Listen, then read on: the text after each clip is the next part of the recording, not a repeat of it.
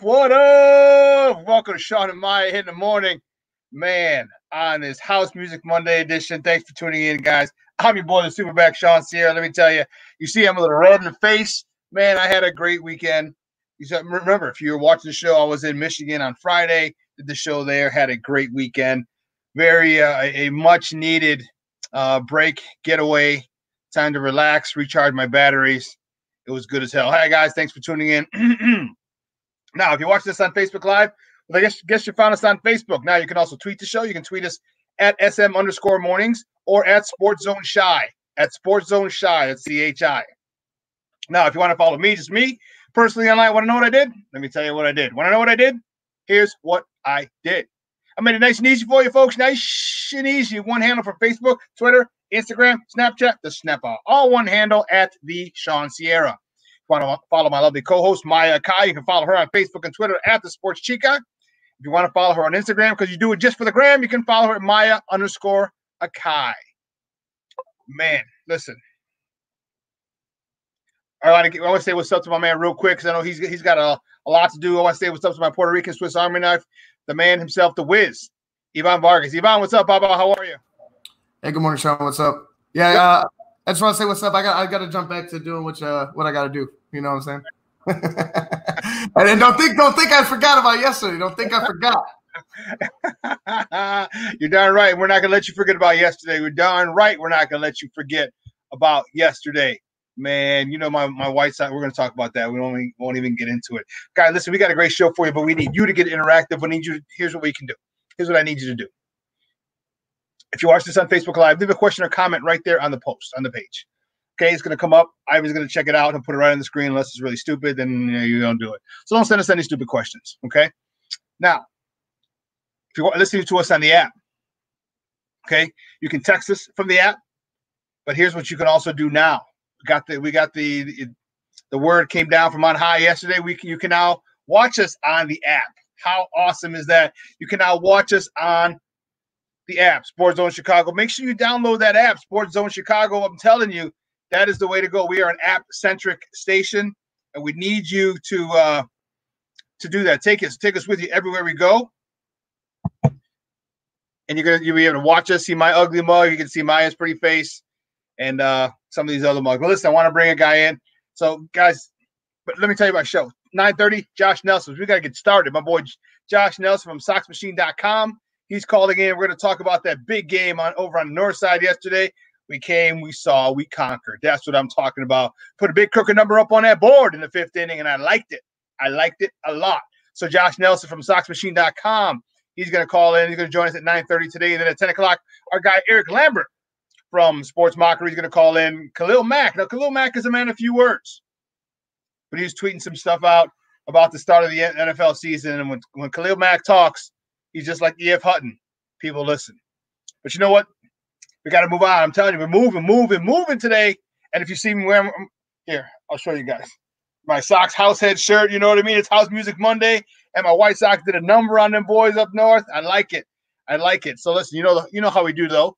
The first segment of every show is called Top of the Morning to you, and these are the hot topics of the night before, just of sports in general. And this is powered by the Chicago Crusader newspaper. And I want to bring in my man. And what if he's crying right now, or if he was sucking his thumb in the corner yesterday after that big 6 spot in the 5th? Joe Phillips. Joe, what's up, Papa? How are you? What's up, guys? How y'all doing? Hey, what's with the sunglasses, man? You just couldn't see. You couldn't see that. These are my 10th for losing Monday. So. Okay. Yeah, I was just a little. I was doing a little of this, but it was Jarrell Cotton, so you know. He was pitching cotton balls. Let's not get it twisted. He was pitching cotton balls to you guys. The professor, he was responsible for the 2 on base, and all Cotton gave up was that first hit that cleared him up, and he lost the lead. So yeah, and Cotton gave up the rest. But let's not get it twisted. We got to the professor. We understood that lecture. Double, triple, double. Well, so you know where we're going. First segment. First topic is this. The White Sox 7-3 in a very eerie Wrigley Field with no fans. How crazy was that? White Sox set a big run, a big fifth inning, a big six spot going up in the fifth inning for the White Sox was all they needed en route to a 7-3 victory. How crazy was that, though? A crosstown classic. I know it was an exhibition. That's fine, but with no fans. Wow. That's amazing. First of all, like we were talking about a few weeks ago, we were talking about how baseball in Korea, you know, at least they could have put the stuffed animals up there, you know, like that would have been nice. We'd have had some bobbleheads in the crowd or something, along with the crowd noise, the fake crowd noise that they had up there. So in addition to that, it was a good old brouhaha, you know, Cubs versus Sox. No spectators, you know, and for the first 4 innings, everything was going smooth.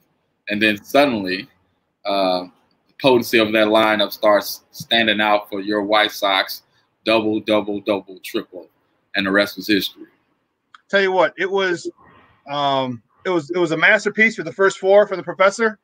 And I'm sitting there at my buddy's place. A buddy of mine owns a bar on the south side called Groucho's. He's actually going to change it to Local 83. And I'm sitting there with another buddy of mine, Sox fans, was like, damn, the professor looks freaking good today, man. He's dealing. And I was like, all right, he's got to come out soon because he's pitching Friday, so they're not going to give him too much. But luckily, we were able to get to him in that fifth, and it worked out. But that's the potency of this lineup, man. And don't forget, Yohan Moncada didn't even play yesterday because he just got back from recovering from COVID-19. And those first 6 did a number. Those first 6 really did a number before they got subbed out of the game, and that's what I had been talking about all offseason and leading up to this point, even in spring training, is that we can go 8 deep in that lineup, and that's a crazy spot. And you know, we didn't even talk about Luis Robert. Like Luis Robert wasn't even a big factor. He was 2 for 3 yesterday, but he wasn't a big factor. He wasn't like the main factor in the whole thing. And man, I'll tell you what, it's good to see if that's a preview of what's to come for the next couple of years, this season and this shortened season to start with. Man, I'm really fired up about it.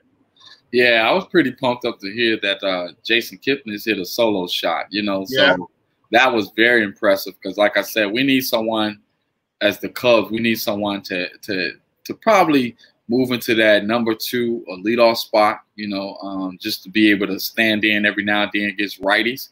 So that was a positive sign, especially after he struggled in spring training. And then I know you guys are pretty potent. Like I said, y'all got leadoff hitters, y'all got situational hitters, y'all got guys that can hit for average, singles, doubles, triples, homers. So I know once you guys get cooking, it's over.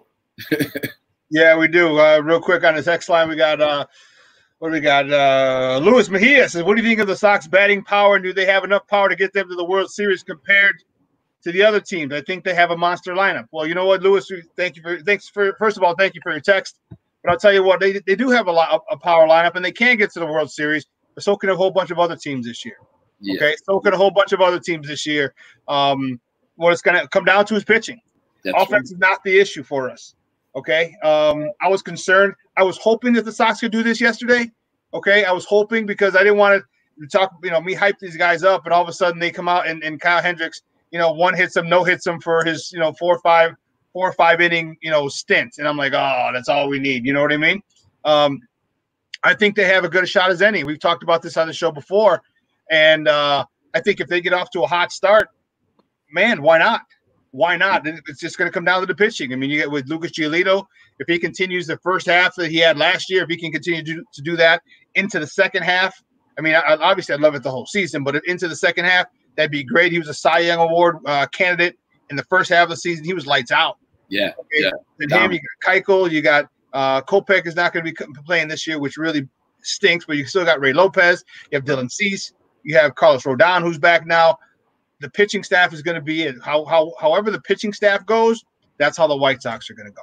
Yeah, all you guys need is that wild card in that starting 5 rotation to step up. You just need a 4 to pitch like a 2 or a 3 throughout the season, and definitely you'll be able to compete for the World Series. Because you remember that year with the Cubs when Jason Hamill, as quiet as it kept, a lot of people don't talk about him. Yeah. He actually played a huge role in helping us get there. Because he was actually lights out in that 4 and 5 spot, you know. So you never know, you know, when it comes to rotation, even though they had to shorten the rotation during the playoffs. But during the regular season, I thought Hamill, you know, he's pretty much our most, I would say, underrated star, you know, on that team. Just because of the dynamics between him and Joe Madden, he was a little upset because he thought he was going to get, you know, move up a little further in the rotation.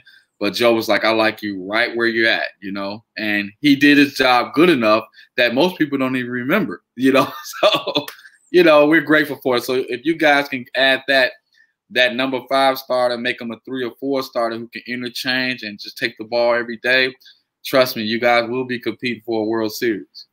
Because the thing about it, you look at it, is if you're 4 and 5, the bottom of your rotation, if they can pitch, like you said, like a 2 and 3, so now you're pitching against 4 and 5 guys. Right. So you're getting a number 2 or 3 performance against another pitcher who's pitching at probably at a 4th or 5th, you know, slot, you know, talent level. So the talent level, the disparity is huge. And with this offense, that should be more than enough. So Gio Gonzalez, you know, I'm hoping that he can really round out the bottom end of that rotation, because Gio is no joke. So now we have a really legit. If he's the number 5, I mean, the weak spot might be the number 4 spot.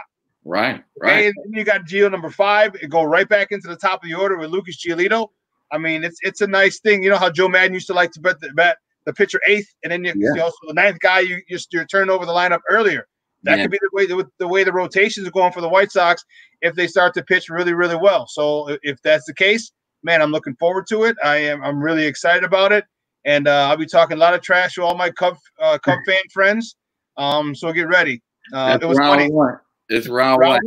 You know what? I like it. I like it. Round 1.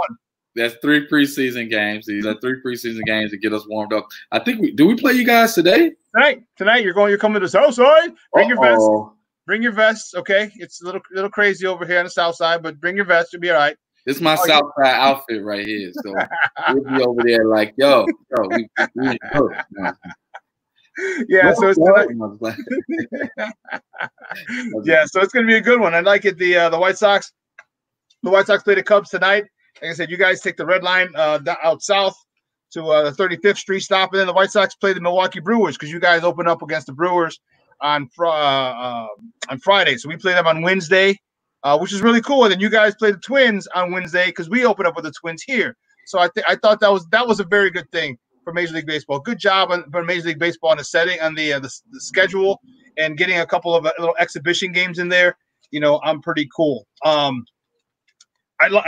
except for that 5th inning, I liked the professor. Man, I liked what he was doing, dude. I told you, I was frustrated as a son of a gun watching him yesterday. Like, man, somebody get to this joker. Somebody get to this guy, please. Because he was just rolling. He was dealing yesterday for the first 4. That's right. Yeah. The thing I love about Cal Hendricks, the professor, he has the innate ability to focus in on his spots. He knows how to hit his spots. Bingo. And once you know how to hit your spots, you can pretty much on command call your own games, you know. Yeah. And like I said, his first 4 innings, it was his first outing since, you know, COVID-19.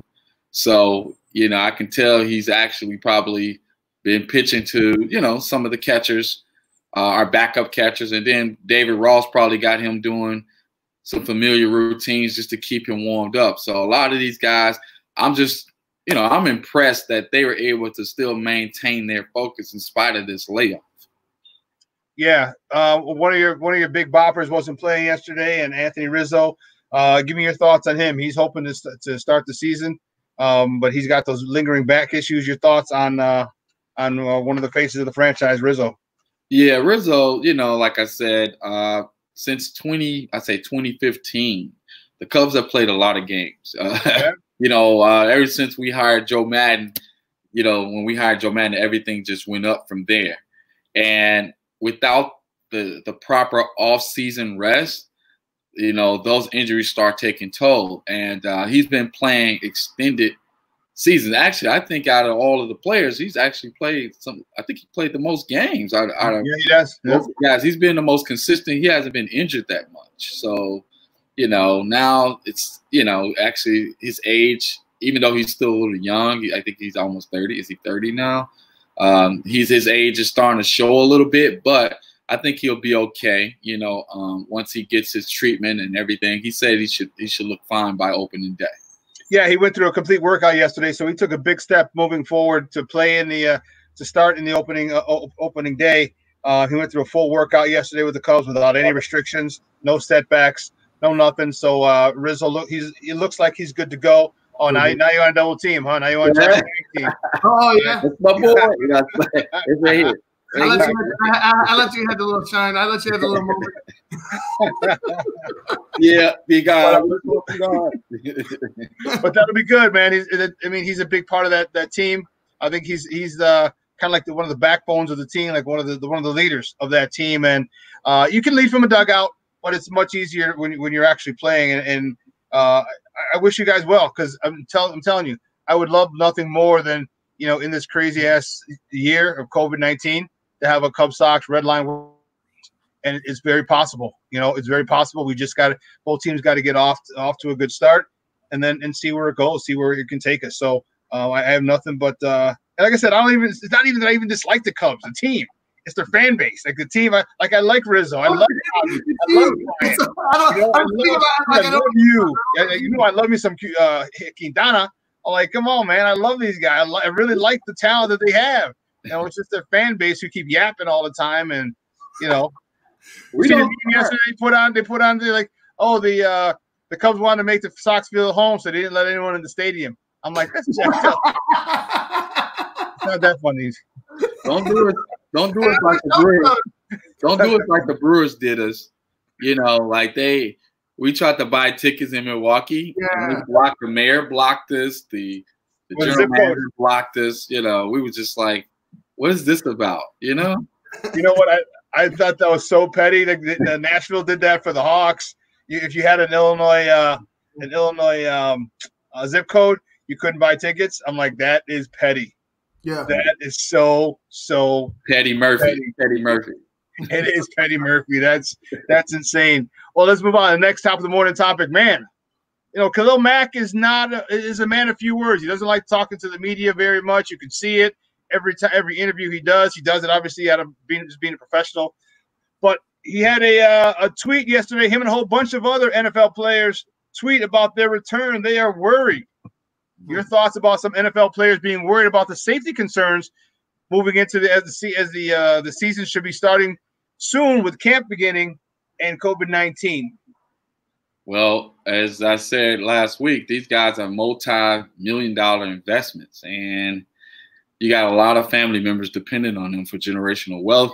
So they're looking at themselves as investments. So they're going to use their investment as leverage, especially when it comes to the start of the season, as far as with the safety of the players. Like you said, you probably see, just like the MLB and the NBA, a lot of star players, you know, being concerned, which is Khalil Mack. You know, like you said, once he speaks, you know, people listen. People listen. So he's like E.F. Hutton back in the day. Exactly. He's one of the toughest guys in the league. So if one of the toughest guys in the league is telling you, I'm concerned, you know, that's just like back in the 80s when Mr. T, you know, like he lost in Rocky III, you know, like Clubber Lang, you know, like Clubber Lang just didn't lose, you know, like prediction, like it's pain, you know. So you don't want COVID-19. You like, you know, Khalil Mack, like, oh, I don't want no part of that, you know. I want no part of that. Yeah, a lot of players were tweeting, a lot of big names. Drew Brees, quote, he tweeted, "We need football, we need sports, we need hope. The NFL's unwillingness to follow the recommendations of their own medical experts will prevent that. If the NFL doesn't do their part to keep players healthy, there is no football in 2020. It's that simple. Get it done at the NFL." Patrick Mahomes, the league MVP, former league MVP, and defending Super Bowl quarterbacks, is getting ready to report this week, hoping the NFL will come to an agreement with the safe and right protocols so we can feel protected playing the sport we love. # we want to play. Russell Wilson, another former Super Bowl winning quarterback, "I am concerned. My wife is pregnant. So the NFL training camp is about to start, and there's still no clear plan on player health and family safety. We want to play football, but we also want to protect our loved ones. # we want to play. Tyrann Mathieu, the Honey Badger, also tweeted.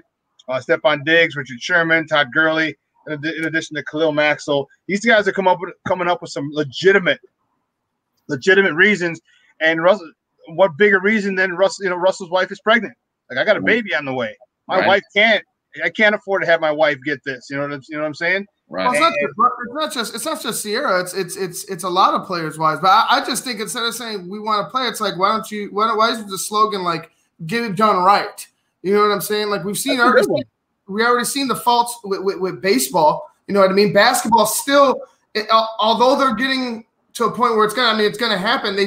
That's been a struggle. They've been multiple NBA players with COVID-19. So it's like why isn't the slogan "Get it done right"? Like why don't you have something instead of "We want to play"? Yeah, we know you want to play, but to me that's kind of pandering to the audience. That's kind of pandering to the fan. Yeah, oh yeah, we want them to play too. Yeah, but you got to get it done right. So don't worry about playing football so much as hey, if they could get something, if they could get a program set where you're able to test yourself, you're able to find out your results quickly. If you have COVID, you're able to be quarantined safely, and then you could go ahead with football operations. But if you're going to be, let's just say we want to play, that's kind of like a vague and yeah, of course you want to play, but the whole idea is get it done right. So you're safe, I'm safe, he's safe, the league's safe, and then we can play football. Yeah, that's the most important thing. Yeah, you're right. I like that hashtag. Get it right. Get it right, and that's very important because it's the virus. I think is going to cause have an effect on the season. I think someone may get it, may contract it, and it'll be a star player. It'll be a player that really has an impact on the offensive or defensive side of the ball for a specific team, and that's going to hurt. That's going to hurt big time. So I hope it doesn't play out that way. But I just have a premonition that it's going to play out that way with somebody's star, and if it does, man, just think you're riding a winning streak, and all of a sudden you lose 3 games, because this guy's not ready. A couple weeks, he's quarantined a couple weeks, and the first week he's not ready because he really can't do anything. Yeah, that's going to be a big issue. So get it done right is the most important thing that they need to do right now. The NFL. Because they're the most popular sport in this country, and they can't afford to have a whole bunch of their stars come down with this virus and really ruin the season. Hey Shawn, just to also add, players talk. Like players from other leagues talk also. Yeah. So I believe, like I said, they were monitoring the whole situation from the NBA to the MLB, and some of those guys are friends. They were probably giving each other calls over the phone, say, hey. I agree with you. We're going to see how everything works out with you guys, and then we're going to take our cue from there. So I guess the NBA would be like the first to – well, I would say the MLB would be the first to see how this thing worked out. And if those positive tests start popping up, I think it's going to change the complexion of this conversation. And then in addition to the MLB, the NBA will follow suit. And if they feel that they can't get enough players to commit, they're probably going to have to shut the season down prematurely. I said this a couple of weeks ago. I think the season is going to start. I don't know if it's going to finish. I don't know. Basketball for sure. I'm really concerned about basketball because you just got a whole bunch of young kids who don't give a damn about anybody else and keep going out and grabbing food. Come on, man. Stop leaving the bubble. You know what I mean? Like, they're like 18, 20, 24 years old, and they're like, well, I'm a millionaire. You can't tell me what to do. Like, it's that younger mentality. It's that me first thing. Right. You have to follow protocol in a situation like this because you're not the only one that's affected. And that's the thing that bugs me about that. Like, I do want to see an NBA champion crowned. Right. But when you continue to do stupid things like this because you wanted a burger, the food they're giving you sucks, so you order Postmates or DoorDash or whatever, Uber Eats because you have to have your McDonald's fix at night. Come on, man. You know what I mean? It's just that mentality is really bothersome to me, and that's why I don't think basketball is gonna. It may get stopped in the middle, and I'm concerned with football as well. So, same thing, because they're not going to be quarantined. Football players are not going to be quarantined. They're going back to their homes, and who do their wives and whoever they're living with, who do they go and interact with while they're at practice and meetings and things like that, and then bring that stuff home. I'm concerned as well. Definitely, and I hope that all the players take the proper precaution, and that the NFL consider their concerns so that they can feel, not only they can feel safe, but their families can feel safe and secure. Because at the end of the day, so it's about, these are real lives out there.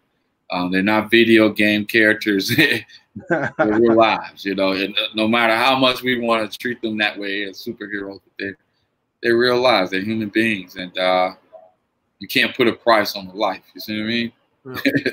Where are the fines though? Where are the team fines? Where's the league fines? Like if players continue to not respect this rule and this, hey, you have to stay within the bubble because we have to keep everybody safe. When are the fines going to happen? When is the suspensions going to happen? I think the fines are happening, but the fines that they get, dude, are like $500, $1,000, dude. If you're a multimillionaire, what the hell is $1,000? You're endangering the league. You're endangering the league. You're literally endangering the league right now. Yeah, I agree. Do that. That's I agree. A $500 but you can't remember, Ivan. You can't do that because there's a players association that has to go through. You can't just say you could fine $10,000 for leaving a bubble. The players association is going to eat your ass up. They're like, no, it's not happening. So I understand your point, and you need harsh punishments, but that's what the union's for. That's what the players' union's for. And I'm not about punishing the players. I'm not about. No, I'm punishing the players. Keep your ass in the bubble. Right. Keep your ass in the bubble. I'm not about like, hey, I want this man to lose money, but keep your ass in the bubble, dude. Like, come on, we trying to play. We want to watch you guys play ball. We want you guys to be healthy. We want you to be safe. And in order to do that, you got to stay within the bubble. Just stay within the bubble. Like, man. You got to be like the bubble boy in Seinfeld. You know what? That's it. Oh, it's the move. Something don't sound right, man. I keep hearing bubble and something else. Oh man, listen, we gotta switch gears. We got our first guest coming up. Hey Joseph, great stuff today, Papa. I appreciate it. Let everyone know where they can find you online. All right, you guys can find me at ChicagoCrusader.com. This week's stories will be on Moncada, actually returning from the COVID-19 situation. Also, the Cubs and Comcast and the Marquee Network possibly closing out a deal. Better hurry. And then last but not least, Allen Robinson and his current contract situation. Hopefully, they can get a deal done before the season starts. So they'll be out in the Chicago Crusader this week. And hopefully, you guys can check it out. And Shawn, did you get the story that I did last week? No, you didn't email it to me. Okay, so I'll be emailing you that story also. It's out in print. I got copies for you too. Oh yeah. All right, we're gonna put that up. Yeah, I like it. I got you, man. Y'all on the big page, y'all on the front, y'all on the back page. No way. Photo. Snap! Oh, Joe, JG, for being a Cub fan, you're all right. JG, all right. I got you. JG3. All right, buddy. I'll see you on Wednesday. All right, Joseph. All right, guys, we got to take a quick break. On the other side of the break, our first guest coming up, and I'm excited, Josh Nelson from SoxMachine.com. So don't go anywhere, folks. Keep it locked right here. Shawn and Maya in the morning on SportsZone Chicago. Quicken Loans presents the Sports Flash, driven by Jeep on 1330 and 95.9 The Zone.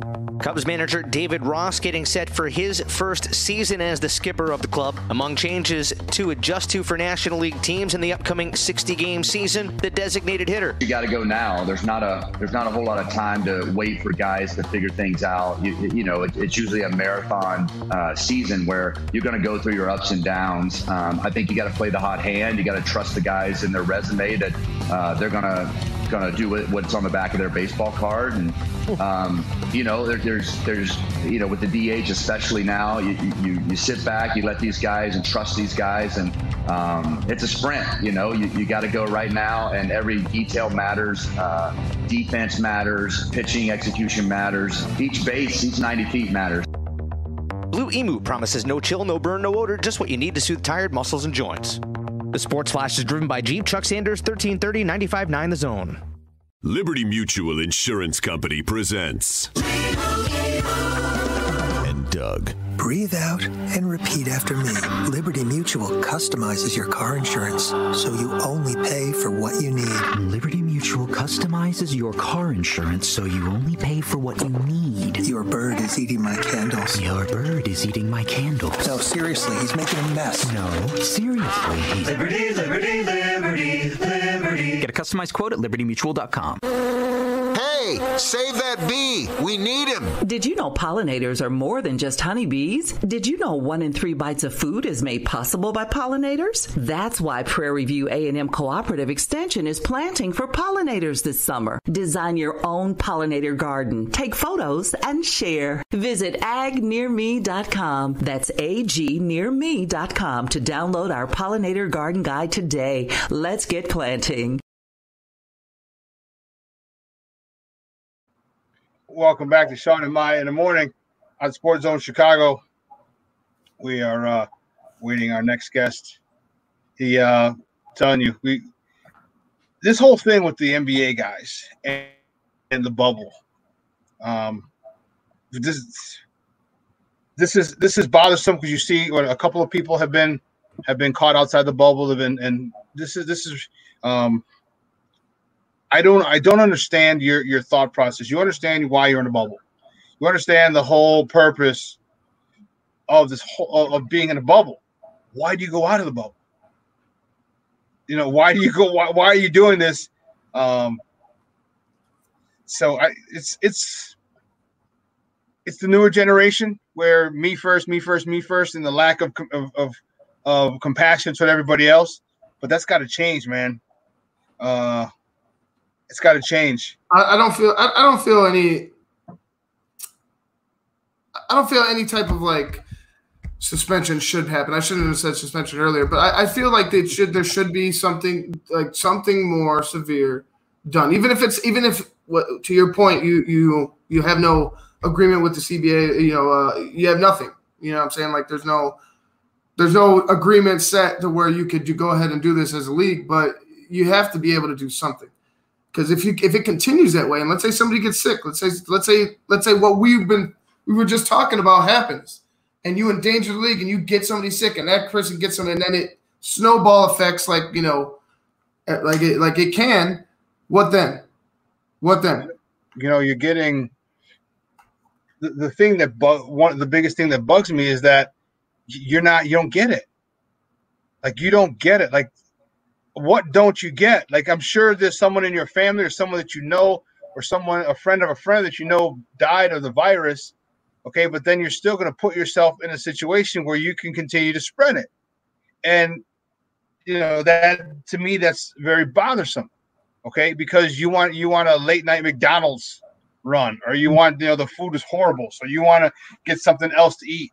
Okay, I get it, but man, don't leave the bubble. There's plenty of protocols that they can bring it up to your room or leave it in a safe space for you to go get it.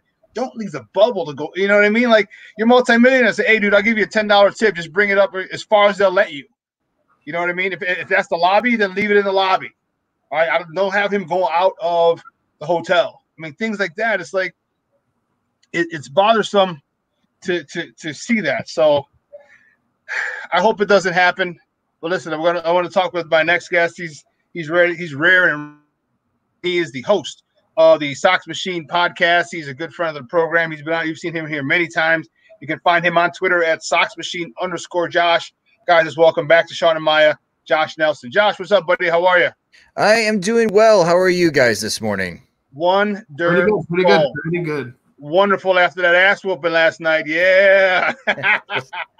Hey, Josh, just so you know, my producers are one of those people. So I've been messing with them. Well, it's just an exhibition game. So the real games will count in about a month here as the White Sox visit Wrigley again, around the halfway point of the season. Then, of course, they end the season playing against each other at Guaranteed Rate Field. But I think from both sides, there is something that both Cubs and White Sox fans could take away that is positive. I thought Kyle Hendricks looked good. Hell yeah, he did. The first four, he was cruising, man. I was a little nervous. Yeah, I mean, well, that's just Hendricks, and I think that was a good choice by the Cubs to have him as the opening day starter. against the Milwaukee Brewers. Because again, with the 60-game season, everyone's in go mode as far as those that are wishing to contend. So I thought Hendricks looked pretty good for the Cubs. The Cubs really need Anthony Rizzo though back into that lineup. It just seems like they're missing that one bat, one impact bat, and obviously I think that's going to be Rizzo. So once he joins the Cubs lineup, they should be okay offensively. But yeah, the White Sox offensive lineup looks much different than we've seen the past few years, and that is a big reason to be excited if you're a White Sox fan. Yeah, it is. The top six. Here's what the top six did. TA7, 1 for 3. Eloy Jimenez, 1 for 3. Jose Abreu, 2 for 3. Yasmani Grandal, 1 for 3. Encarnacion, 1 for 3. Luis Robert, 2 for 3. That's 8 for 18 from 1 through 6 in that lineup yesterday. You know what? I was really concerned because I didn't want to. I have been hyping this team up, okay, with the potency of that lineup. I've been hyping them up big time because before I was a broadcaster, I was a Sox fan. Okay, and it's tough. It's and I can do it, but it's very difficult. It's a very difficult thing. You gotta look at them objectively. And when I started being objective, I'm like, wow, this guy's legit. This guy's legit. And talking about the potency that this offense had, I was like, man, I said, I hope I don't hype them up. And when they finally came through yesterday, I was like, wow. What did they say? Double, triple, double, single. I was like, holy cow, that's what can happen. A big crooked number goes up on that board, and man, some people might not ever. If that continues on a regular basis this season and in the next couple of seasons, a lot of teams won't be able to recover. Yeah, and for the White Sox, especially the last 3 seasons, they have been trotting out lineups where they've only had 4 above average hitters. And it's really easy to make a lineup when you only have 4 good hitters. The problem is that the back half of the lineup, the other 5 position players they had in the lineup were not good offensively.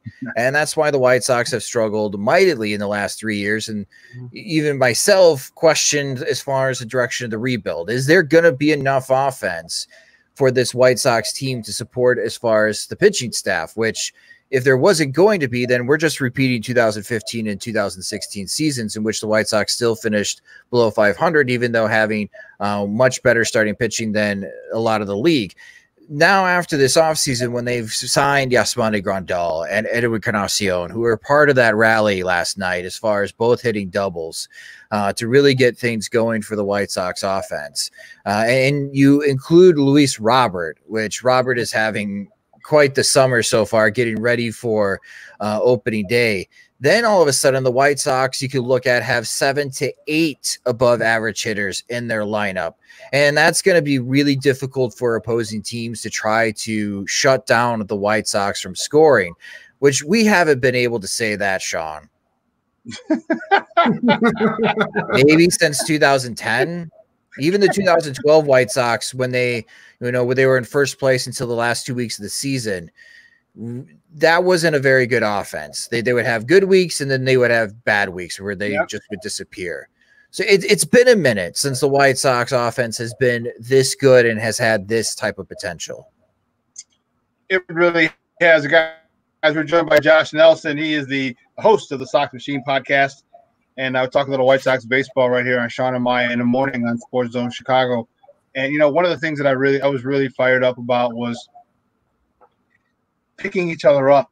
Or I shouldn't say is everyone doing their job. Okay. Mm-hmm. How many times have we see a guy get on base, a double, and 1 out or no outs, and he's stranded at second or third? Guys were we didn't leave ducks on the pond very, very often yesterday, to borrow a phrase from our friend Hawk Harrelson. Not a lot of ducks left on the pond, and that's a good thing.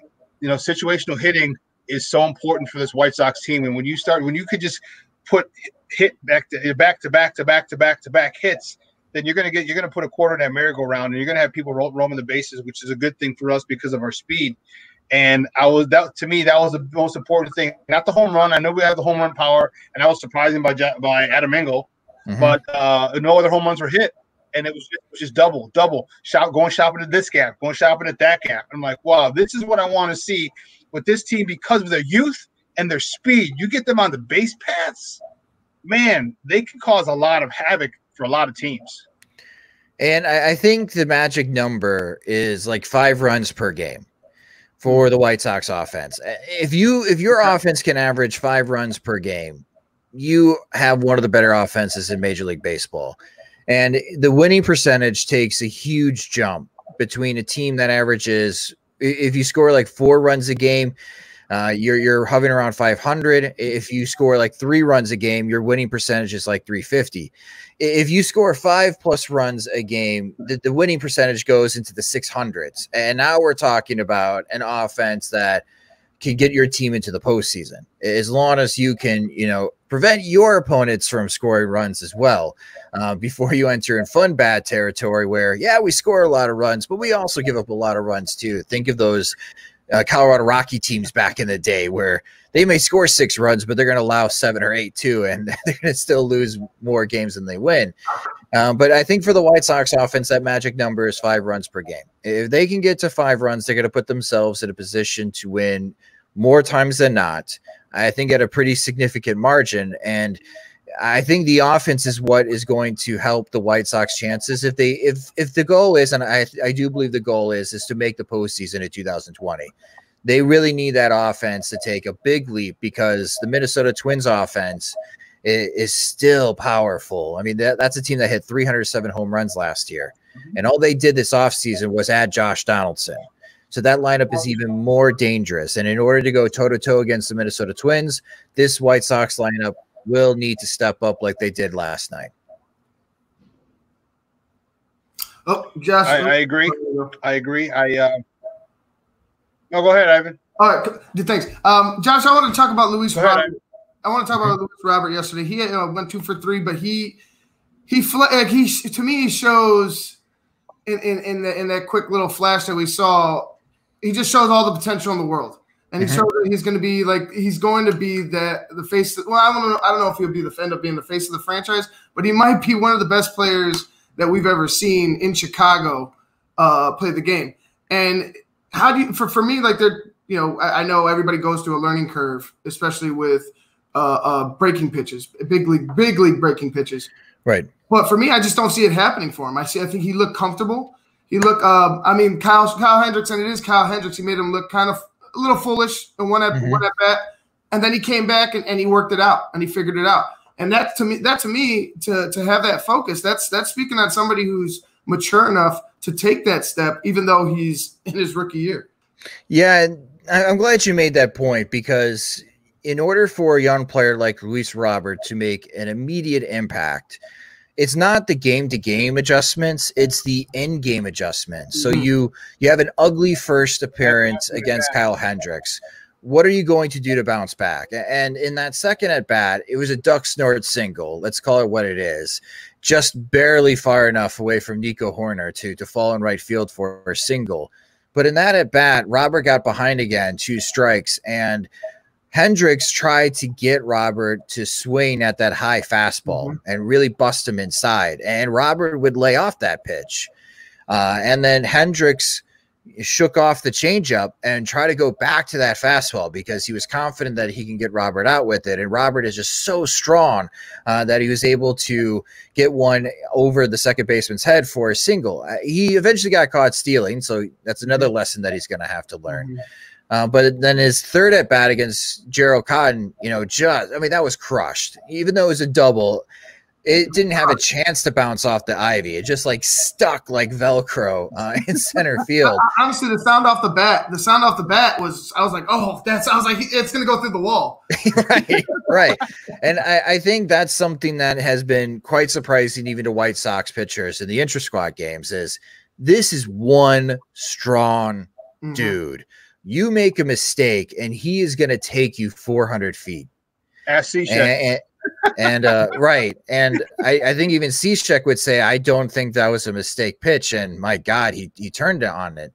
And when you combine as far as Robert's speed and also his defense, I mean, any fly ball hit to center field, unless it's going to go over the wall, for White Sox fans, you have to feel pretty confident that Luis Robert is going to run it down. And we are talking about a true 5-tool player in Luis Robert. And yeah, there's been comps already that people think that he could be the next Mike Trout. I think it's a little too soon to say that because Mike Trout is maybe the best baseball player of our generation. Definitely, especially since Barry Bonds retired. but I think Robert has that ability where he could be a 3 to 4 WAR player this season. And he's someone that hits you 30 home runs and gives you 30 steals. It may hit 300 in a season.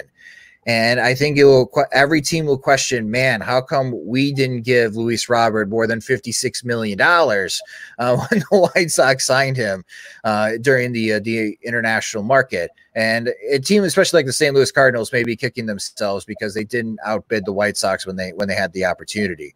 But yeah, the White Sox may have another budding star on their hands with Luis Robert, in addition to Eloy Jimenez and Yohan Moncada. Do you think 2020 is out of the question? I don't think 2020 is out of the question, but the Minnesota Twins are still a very good team. The Cleveland Indians still have a very good pitching staff, and they still have Francisco Lindor and Jose Ramirez. It's not a cakewalk by any stretch of the imagination, but if the White Sox can take advantage of their games against the Kansas City Royals and Detroit Tigers, if they could have a winning record either against Cleveland or Minnesota, I think it's a stretch to say they would have a winning record against both teams. But if they do well against their division and they go 500 against the National League Central, I think they put themselves in a position where they could win the American League Central. And if not the American League Central, put themselves in a position to grab one of the wild cards to make the postseason. But again, the Twins are my pick right now before opening day to win the American League Central. And it's one of those situations that they should be the presumed favorite until someone knocks them off. And the White Sox definitely now have the talent that they have erased that gap from last year as far as talent-wise, where I think everyone in the league should seriously consider the White Sox as a contender in the American League Central. You know, we got a clip, and you know, you talked about everyone should consider the White Sox a contender. Can you play that clip for me, Ivan? It wasn't working on that. Okay. Yeah. So if you saw yesterday, Tim Anderson, they interviewed Tim Anderson, and Tim Anderson kind of took a jab at the announcer, saying, "Oh, we're on ESPN." You know, I thought you guys forgot about us. It just goes to show you that, you know, players understand. They see what's going on. They see, you know, they're human like us. And it bothers them as well. You know, when the Sox weren't mentioned in the championship series during 2016, they weren't mentioned on ESPN, and a couple other times that they are forgotten. How big of a chip do you think this team has on its shoulder? On a national scale, I think it could be a pretty big chip, but I don't think that's what's motivating them. I think the biggest motivator for the White Sox at this moment is to snap this 7 straight losing season streak. And especially when they go into the clubhouse and they see Jose Abreu. Jose Abreu deserves to play on a winning White Sox team. He has gone through so much crap since he has joined the White Sox, and I think he's done such a terrific job representing everything that the White Sox hold themselves to as an organization. And he is routinely, consistently produced for the White Sox, but he's been producing for terrible White Sox teams. And I think that could be a bigger motivating factor than, you know, the ESPN ignoring the White Sox and having that chip on the shoulder. But I think also at the same time, when you bring in proven veterans like Edwin Encarnacion and Dallas Keuchel and Yasmani Grandal, who have been there, they have been to the postseason, they have been to the World Series. And in Keuchel's case, he's won a World Series. I think that's also a pretty big motivating factor as well. You have a young, hungry team that now has the veteran presence in the clubhouse that's been there, done that. And that combination, I think, is another factor in the White Sox being a serious contender in the American League Central in 2020. Guys, we're joined by Josh Nelson for a few more moments from the SoxMachine.com. He's the host of the Sox Machine podcast, talking a little White Sox baseball right here on Shawn and Maya in the morning on SportsZone Chicago. And you brought up Dallas Keuchel. Give me your thoughts on how much of an influence he's going to be in that locker room, in that rotation for the pitchers. Because you had a Lucas Giolito who was Cy Young Award candidate in the first half of the season last year. You have a young stud in Dylan Cease. If he can get over that one bad inning, can really literally shut you down cold. You have Ray Lopez who's very inconsistent, who still needs to be able to focus. You got Carlos Rodon coming back. How much of an impact do you think this guy is going to be, not this World Series champion, Dallas Keuchel? Yeah, for Keuchel, I think he is the veteran anchor that the White Sox starting rotation needed, Shawn, because a lot of the factors that you played up, yes, there is some serious talent in the White Sox starting rotation, but it is a bit inconsistent and it's hard to project. Can Lucas Giolito repeat 2019? I think he can, but this is his third season in the majors. His first season, he was one of the worst pitchers in the American League. And the next season, he's one of the best pitchers in the American League. So we'll have to see on what the new stat, as far as the trend for Lucas Giolito. Is the arrow still pointing up? I think it is, and I still think he'll be one of the top pitchers in the American League and avoid maybe he'll fall somewhere in the middle. I still think Giolito can produce. But after Giolito, there's a lot of questions. A lot of them. So when you bring in Keuchel, I mean, Keuchel doesn't have the stuff that he used to when he won the Cy Young. He doesn't live in the mid-90s anymore with his fastball. This is a pitcher that has a 90 to 91 mile per hour fastball, but he understands the art of pitching. And he's got a really good changeup still, and he's got a good breaking pitch still. And the one thing that Keuchel does that frustrates hitters is he forces them to hit ground balls. And especially they foul off anything that is, let's deemed hittable, something that a hitter can drive against Keuchel. If they get down to 2 strikes, yeah, they may put the ball in play, but more times than not, around 60 to 65% of the time, that ball is going to be put on the ground. And there's not too much damage that you can do by hitting grounders. And if the White Sox infield defense can improve, Tim Anderson has looked a lot better as far as his throwing motion during spring training 2.0 here, as far as in the summer. If the White Sox infield defense can do their job, then Keuchel could be this steady presence after Lucas Giolito. It's not the best 1-2 punch in Major League Baseball. I think the White Sox are hoping that Dylan Cease, Ronaldo Lopez, or maybe even next year when he comes back, Michael Kopech could be that second ace in their starting rotation.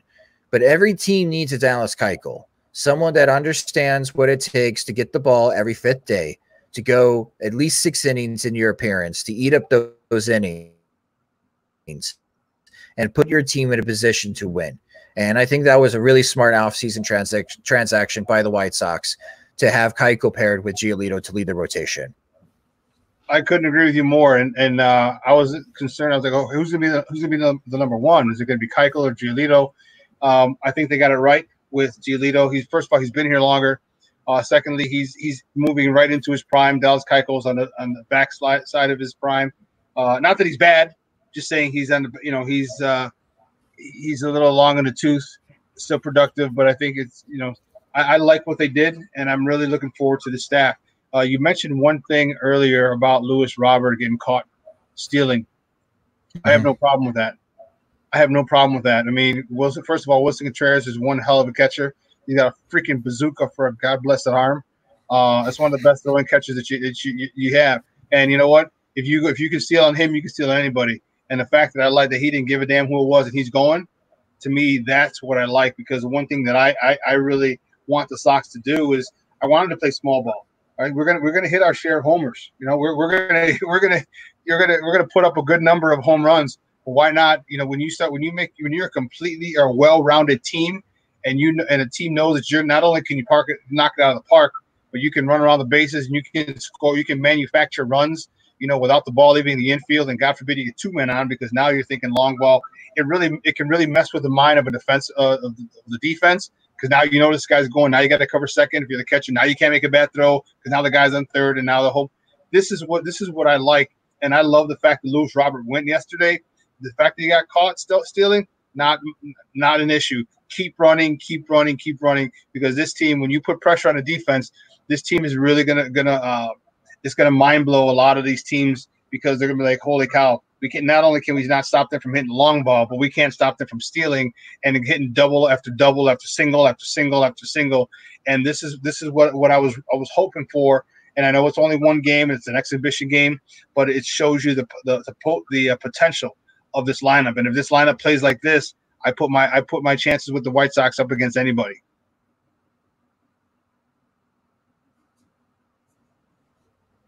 Yeah, I guess I'm glad you mentioned as far as Luis Robert trying to steal second base. This is a good opportunity for him to learn. And again, with him being a rookie, everything's a learning experience in his first year.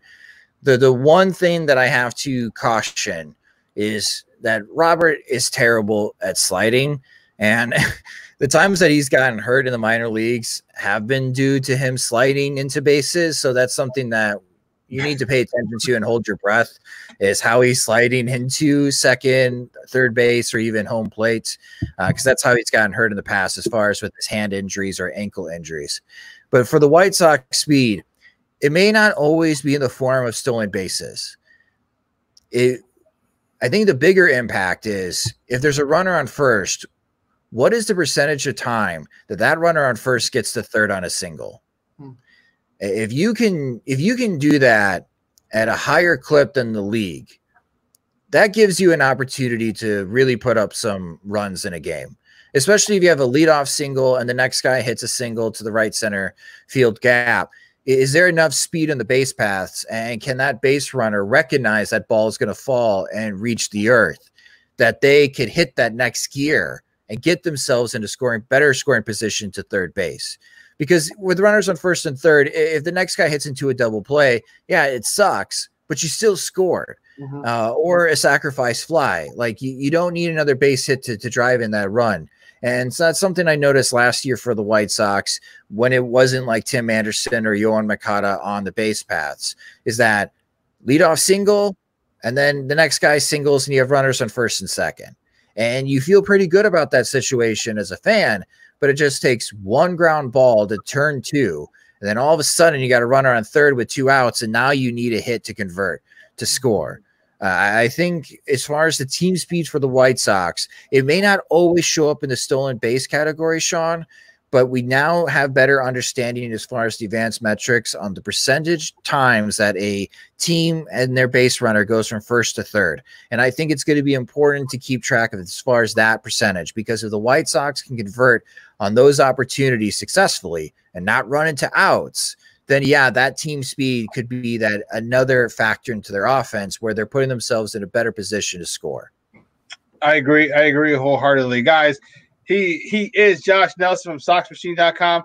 Hey, buddy, great stuff today. We really appreciate it. Do me a favor, let everyone know they can find you and your work online.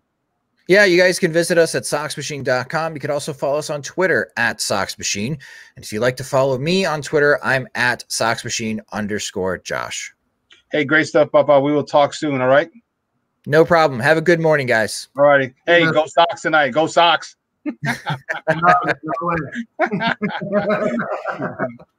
Oh, guys, that's Josh Nelson from SoxMachine.com, the host of the Sox Machine podcast. Great stuff.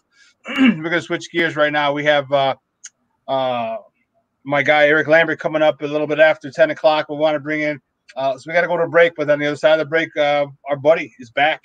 He's gonna co-host the show with me for the last hour, and that's Kenneth Davis. We'll talk with him for a quick segment before we bring on Eric Lambert. So don't go anywhere, folks. Keep it locked right here. Shawn and Maya in the morning on SportsZone Chicago. Quicken Loans presents the Sports Flash, driven by Jeep on 1330 and 95.9 The Zone.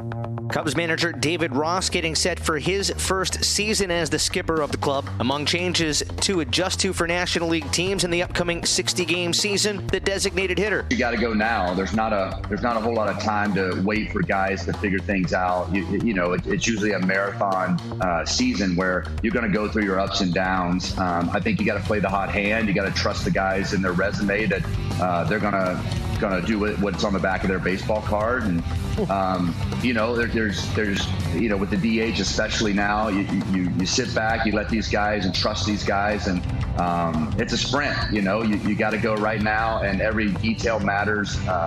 Defense matters, pitching execution matters, each base, each 90 feet matters. Blue Emu promises no chill, no burn, no odor, just what you need to soothe tired muscles and joints. The Sports Flash is driven by Jeep. Chuck Sanders, 1330, 95.9 The Zone. Liberty Mutual Insurance Company presents and Doug. Breathe out and repeat after me. Liberty Mutual customizes your car insurance so you only pay for what you need. Liberty Mutual customizes your car insurance so you only pay for what you need. Your bird is eating my candles. Your bird is eating my candles. No, seriously, he's making a mess. No, seriously. Liberty, liberty, liberty, liberty. Get a customized quote at libertymutual.com. Hey, Hey, save that bee. We need him. Did you know pollinators are more than just honeybees? Did you know 1 in 3 bites of food is made possible by pollinators? That's why Prairie View A&M Cooperative Extension is planting for pollinators this summer. Design your own pollinator garden. Take photos and share. Visit agnearme.com. That's agnearme.com to download our pollinator garden guide today. Let's get planting. Guys, welcome back to Shawn and Maya in the morning on not as of yet. Okay. Welcome back to Shawn and Maya in the morning on SportsZone Chicago, man. It's a great day. We just got off the phone with Josh Nelson from SocksMachine.com. It's man, I'm excited, man. It's once it gets going. Honestly, he made it exciting. It made it sound exciting. I'm not gonna lie. Like just the way he broke it down, like how they have the run production and their potential. It's very scary. It's very scary. It is, and it's a situation that, again, we're not used to that on the South Side. We're used to 2, maybe 3 hitters, okay, that can do damage, and then somebody else maybe having a good week, okay. But when you're talking 6 to 7, maybe 8 guys who can really hurt you, okay, in different ways. I mean, you saw yesterday, a good buddy of mine was talking about how many home runs we're going to hit today, for yesterday's game. And he's like, I'm going to put 3, and you got, Cub fan 0, other guy, 0. And I get it. But because we know the power they have. When you start hitting, when you start smacking the ball, when you start going alley to alley, gap to gap, man, dude, that's tough. That's tough because now you're running. Now you're getting tired. But now the defense is, it's just now you're playing catch up. Once you keep getting hits and you're going shopping at the gap, man. It's not like it's a single right at a fielder. Okay, at a left fielder. Okay, fine. He throws it in. Not a line shot. One hopper to the center fielder. Now these guys are running, and it just seems like now you're trying to catch up. The whole time and just going hitter after hitter after hitter. And Shawn, it was. Yesterday before we started yapping back and forth at each other, like, what I wanted to say this is exactly what you said. This is exactly what they were built to do. Is to when somebody comes in and they're not ready, they're gonna tag you and tag you and tag you and tag you, and they're gonna keep that merry-go-round going. And honestly, it was nice to see that's where that's exactly what happened. But it also sucked because it was like, man, it had to happen against us. We had to see Jarrell Cotton's first Cubs debut, and he gets tagged for 4 doubles and a triple. Like, I was like, I didn't think it was going to stop. I was hoping it wouldn't stop. I thought it was going to continue to go, and it was. I mean, it's troubling because like you're looking forward to a Cubs bullpen that maybe has found something. Maybe they corrected the wrongs that was going on for the past couple seasons, but. That's the first go at it. That's not what I want to see. Yeah, let's bring on our guest, a good buddy of ours. He was a host of the one half of the Dean Davis show, and you see him here more with us. You can find him on Twitter at That's Davis. Guys, just welcome back to Shawn and Maya, Kenneth Davis. Ken, what's up, Papa? How are you? What's going on, guys, man? Good morning. Talk about that ass whooping last night. That's what we're talking about. Is it a true ass whooping though, being that it's basically spring training? No, it's an ass. Hendricks, the first few innings was pretty decent out there. I mean, listen, I'll take it. Just listen to your conversation. It's just for smack talk material. That's all. It's early. I congratulate Shawn on his fake win yesterday. Yeah, I'm not taking that. I'm not taking that W from you, Ivan. You can hold that W over here as a White Sox fan. I don't need it. I want to see it when the lights are on. It's funny. One of the things I know that we talked about Friday was if the Cubs or Sox win the World Series, would it mean as much? And I mentioned that I felt like Cubs fans would use it to belittle us. But one of the things this morning I was thinking about is I think that this will be interesting about this season is whoever the MVP is. And there'll be there'll be a knock on them because it was a sprint. One thing my partner D always wants to say about this season is it's a sprint, not a marathon. But I also think it'd kind of be really interesting in looking at these Sox players, and again, just jumping on the bandwagon. You usually look at the Cubs players today, but I don't know that yesterday that win, and I'm actually rewatching it right now. It feels straight. It's early, man. Listen, the Sox aren't going to trick me. Right, I'm just saying from the Sox perspective, the Sox aren't going to trick me. Everything on paper looks phenomenal. The depth with the pitching staff, the bats. Listen, let's try to get on base. Let's try to get some guys moving. Try to pick up some RBIs. But yeah, I'm gonna wait and see. Let's see how tonight when they're at G rate. All right, and then I'll take that. Let me get a week of this. All right, let me put it like that. Let me get a couple weeks of this because it's such a short. We always say? We kind of know the team that we have by May. If we start off regularly or whatever, let's get 30 to 40 games on our belt. Really, it's like 15 games, and that's your squad, basically. Yeah. Because if you're down, man, it's gonna be hard to try to make these games. Yeah, it's a wrap. It's a wrap. So It definitely felt good looking at the score. I was like, all right. I mean, looking at just, starting to watch the game, and we spent so much time Friday talking about Tim Anderson. So, of course, I'm hyped and want to see, like, what Timmy's going to get out there and do. Get out there, he gets thrown out. I'm like, Timmy. But he ran it out, all right? I was happy he ran it out. Listen, I know since one of our new things when I join is going to be talking about guys and how they're grooming themselves or whatever. Jose Abreu, brother. I'm not feeling the knot at the bottom of the chin. I'm an Abreu dude too. I'm not feeling it. I know Shawn is getting all the ladies now with the goatee, but I'm not feeling it. I'm not. But it was good to see. Listen, one thing I did pay attention to, what did stand out to me, just looking over the guys. To me, it looks like Abreu's in some of the best shape he's been in coming. Well, I would say spring training but beginning the season, and he hasn't been big in a couple years. I mean, he's a thick body anyway. I mean, it looks like all of us are thick bodies. You know what I'm saying? So it looks like you carry more weight in some ways than you are, but he looks slimmer, especially getting that new money. So I'm looking forward. I'm looking forward to it, man. But again, I don't know, man. They've gotten me before, guys. They've gotten me before. They have. You know what? It's like a cheating heart. And I'll tell you, here's the thing that I was so happy about is that 1 through 6. I read these stats off earlier. TA 7, 1 for 3. Jimenez 1 for 3. Abreu 2 for 3. Grandal 1 for 3. Encarnacion 1 for 3. Robert 2 for 3. Okay, no one's going 3 for 3. No one's, but man, just get that one hit. And Yoan's not even there. Yoan didn't even play yesterday. See what I'm saying? And we talked about it earlier. Is that how many times a guy gets a double to start off the inning, and this gets stranded? Right out. That's Sox baseball.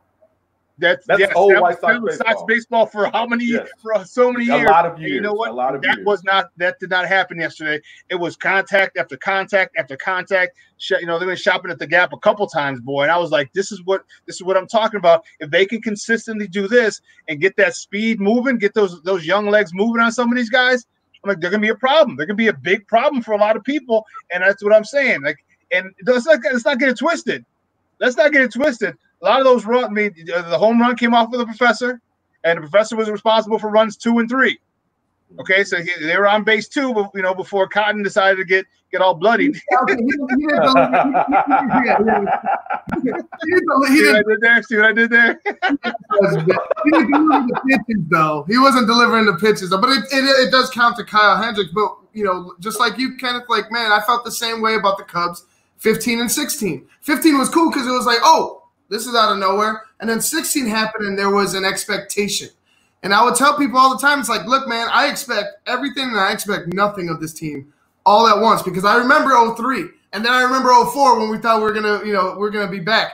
I remember the desert of nothingness, you know what I'm saying, for the time until they won the World Series. And I'm not gonna be I wasn't gonna fall forward too. And so I'm with you on that. The sweetness of 03. I can taste it right now. Ooh, they were so close, Shawn. They were so. Oh, they was gonna put it in our face so bad. 5 outs away. 5 outs. I remember how many outs, Shawn. I know how many outs. I remember. I was just reminding you. I didn't know. Hey, listen, we'll get into more talk at the bottom of the hour. We want to bring in our next guest.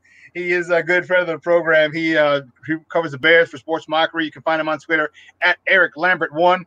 Let's bring back and welcome back to Shawn and Maya, Eric Lambert. Eric, what's up, Papa? How are you? I'm doing good, guys. How are you? Oh man, we are wonderful. You're with me and my guy Ken Davis. We're hey, Eric. Chopping it up. Doing, man? I'm good, man. How are you doing? I'm doing well. So let's talk about this. Khalil Mack is not a man of many words. Okay, you can see how frustrated, annoyed he gets every time he's got to do a presser. He'd rather be listening to nails on a chalkboard than talking to people like us. All right, but he sent something out yesterday, and with a whole bunch of other NFL players, and he wrote an article about it. He's very concerned about the safety protocols as the start of NFL camp draws near. Talk about that article a little bit with us. Well, basically, Mac was a part of a big push that it was actually started by Byron Jones, the former Cowboys cornerback.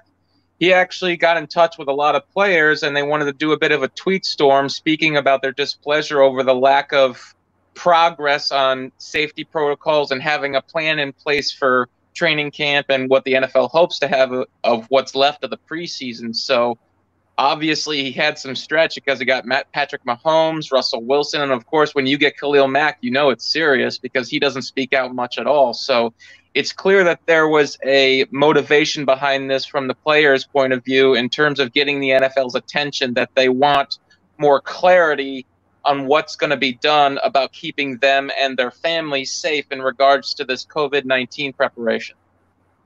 You know, one of the things that they're having problems in baseball. Okay, remember Chris Bryant was having an issue. Say, hey, we got tested last week, and then we didn't get tested for another week. And guys, professional athletes talk. That's a very small fraternity of guys, and NFL players have seen it. They've seen it. Wait a minute, how come they're getting tested every week? We're supposed to be getting tested basically every day or every other day. And if this happens, do you think this will happen with baseball? Because now they've seen what's been happening with baseball with the Cubs having an issue to consistently getting tested. You think this can happen with the NFL, or you think they're going to do everything they can to make sure that this doesn't happen? Well, I think the NFL is starting to learn their lessons about how serious it actually is. And the frustrating part is they've had more time than any other league to learn about this sort of thing. You'd think they'd be more prepared for it. And there's a bit of a small conspiracy going around that they actually are prepared, but they're using this as sort of a negotiating tactic from the financial perspective because of the salary cap and the financial implications of not having a lot of fans in the stands. So they're trying to put more pressure on the players to come in with less leverage on the negotiating standpoint. So it's kind of hard to figure out where the NFL actually is, and that's what's frustrating the players so much. Eric, real quick, a two-parter. What were the players promised from the NFL as far as when they were going to have the protocol set in place? Because now, from someone looking on the outside looking in, it seems like the players have waited till it's gotten so close that they're supposed to actually head towards their team facilities to bring this up. I'm sure they haven't. I'm sure they've been promised certain things. So what were they initially promised, and when were they supposed to know these protocols? But also, because one thing you brought up that I wasn't sure about was what is exactly the negotiation between the NFL and the players as far as what is this about how much money the players are going to get back as far as how much of the revenue of the season they get because of the fans aren't going to be there, even with how much more money the NFL makes off of television? Because it doesn't seem the same as baseball initially, where there was a real big argument that got them down to the 60 games and initially how the proration was going to work on their salaries. I haven't even heard enough about the negotiation. What is the negotiation between the players and management as far as how much money is going to go back to protect both? In terms of the money, it's still a sort of a back and forth battle. They really can't agree on whether salaries are going to be slashed or whether it's going to be held in escrow. And both sides are really digging their heels in on this. So there's really not a lot of agreement in that regard. The players don't want any preseason games, but the NFL obviously does because there's still money in preseason games, even though they don't mean anything. So that's one thing they're having a sticking point on, and it's just a constant battle in that regard. I think the financial issue is what's really preventing an agreement, because I think both sides are sort of reaching a common place in terms of safety protocols and whatnot, because the teams have worked really hard with their own medical personnel in terms of having a plan in place for testing, for keeping players safe, socially distanced, all that stuff. It's all there. It's a question of bringing it all together, but the financial issues are sort of holding things in sway. And I think the players like the MLB don't want to see their salaries slashed. And so that's sort of creating a standoff in regards. And the NFL is desperately trying to avoid what happened with the MLB with having the season constantly shortened because the two sides can't reach an agreement. With Roger Goodell, so the funny thing, because now we hear about Roger Goodell coming out and talking about Black Lives Matter and so on and so forth, a lot of things that people have said is because the TV deal's done. Like his last deal or the leverage that the owners had over him is over. He can basically walk away because he's done his job. It gave me the indication that the NFL and their players and the unions were safer because they don't have to negotiate. They're not baseball and they're not the NBA where their new deals are coming forward. So now with COVID being in place, it seems like those players will take a larger hit with fans. We don't know how fans are going to be in stadiums. We also don't know how much money sponsorship's going to hold. But I was under the assumption that the NFL was fine because the team money was already taken care of. And now you're telling me the NFL is not fine and there may be some disruption, not just this season, but moving forward when it comes to the CBA or how much the money is split. The TV money is going to come regardless. That's part of that's already set in stone. The problem is there's still a lot of money to be gained or lost with fans in the stands and, you know, all that sort of stuff. So it's a huge chunk of revenue, and the NFL wants fans in the stands, but the problem is they don't have total control over whether fans can appear. That comes down to state governments, to city governments. They're the ones who set the protocols for the locations themselves. So that's kind of the hoops they've been having to jump through, and the NFL has already come out and said that it's up to the state governments, it's up to the cities to decide how many fans are going to be allowed in the stands, from 0 to 20 to 25%. That's usually the numbers that are sort of floated around. So it's really difficult to figure out what the revenue hit is going to be, and that's sort of what's causing all the confusion, because the NFL still can't figure out, okay, which teams are going to have the 20%, which teams might not have any at all. So it's really become difficult to figure that out. And I think the players are getting a little frustrated, combining that with the owners trying to lose as little money as possible. And there's a fear that there could be a drastic hit to the salary cap if they can't reach an agreement, as much as a $70 million drop in 2021. So it could be that severe if they don't reach an agreement. Damn, guys, we're joined by Eric Lambert, who just dropped the bomb on us. Wow, what could be potentially a $70 million drop. He covers the Bears for Sports Mockery. We're talking a little Bears football right here on Shawn and Maya in the morning on SportsZone Chicago. You know, the same situation is happening with the Blue Jays. They can't play in their stadium in Toronto. And so that's, that would really, really stink if a local government for one of the NFL teams said, hey, you can't play there. And now you got to scramble. And I guess if you're in a hot state, I guess all organizations kind of have to have a backup plan. But if you're in a hot state, if you're in Florida, Texas, Arizona, California, you're really going to have to start. Their plan B might be a little more urgent, more pressing than anything, just to make sure you have it, because the way that it's going in those particular states, it's just not a very good, not a good situation with COVID-19 this year. But let's talk a little bit about on the field stuff. The obviously the low hanging fruit is the quarterback battle. The thing that I worry about, or not worry, but the thing that I see is, okay, I think it's Mitch's job to lose. I think Mitch has Mitch feels the heat. If signing Nick Foles to take your job, a Super Bowl winner who's not 37 years old and on his last leg, when you sign someone like that, the writing's on the wall. How do you anticipate Mitch reacting? Because Mitch he's been saying all the right things. He's been practicing with a lot of his receivers, which will give him the edge when it comes to chemistry, especially since there have been no OTAs and no practice time for Nick Foles with these new receivers. How much of an advantage is it? And does it even matter? Or do you think that Nick Foles will eventually just take the job regardless? I think Mitch does have an advantage, because you have to understand Foles has to learn the playbook, first of all. I know he knows this type of system, but it is a little bit different from what he experienced in Philadelphia. So there will be a learning curve, maybe not as steep as it would be for other offenses, but it is there. And then there's the fact that he can't form any chemistry with his receivers, with his tight ends, with his running backs because he's not with them. He hasn't been able to come into Illinois yet to get to work with them because of the travel restrictions, because teams aren't allowed to practice yet until training camp. So that's another disadvantage, whereas Mitch, just because of proximity, has been able to take advantage of that. Mitch himself has been working his tail off. He's been constantly working out with his receivers. He's working with Jeff Christensen, a renowned quarterbacks coach who helped Patrick Mahomes, who helped Ryan Tannehill. So he's doing everything in his power to be prepared for training camp. So that's a good thing on his part.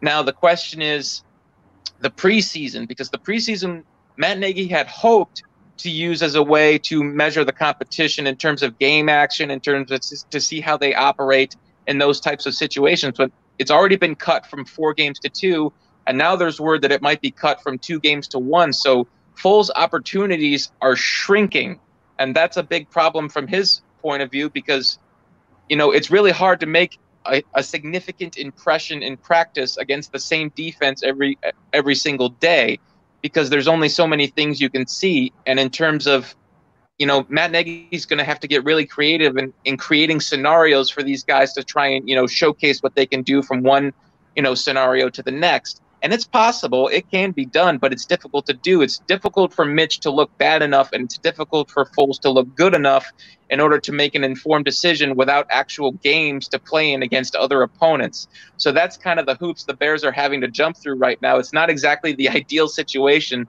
to hold a quarterback competition. Eric, Nick Foles just can't hop his car and just drive to Chicago and show up wherever Mitch and them is practicing at and just ask for a couple reps for team's sake.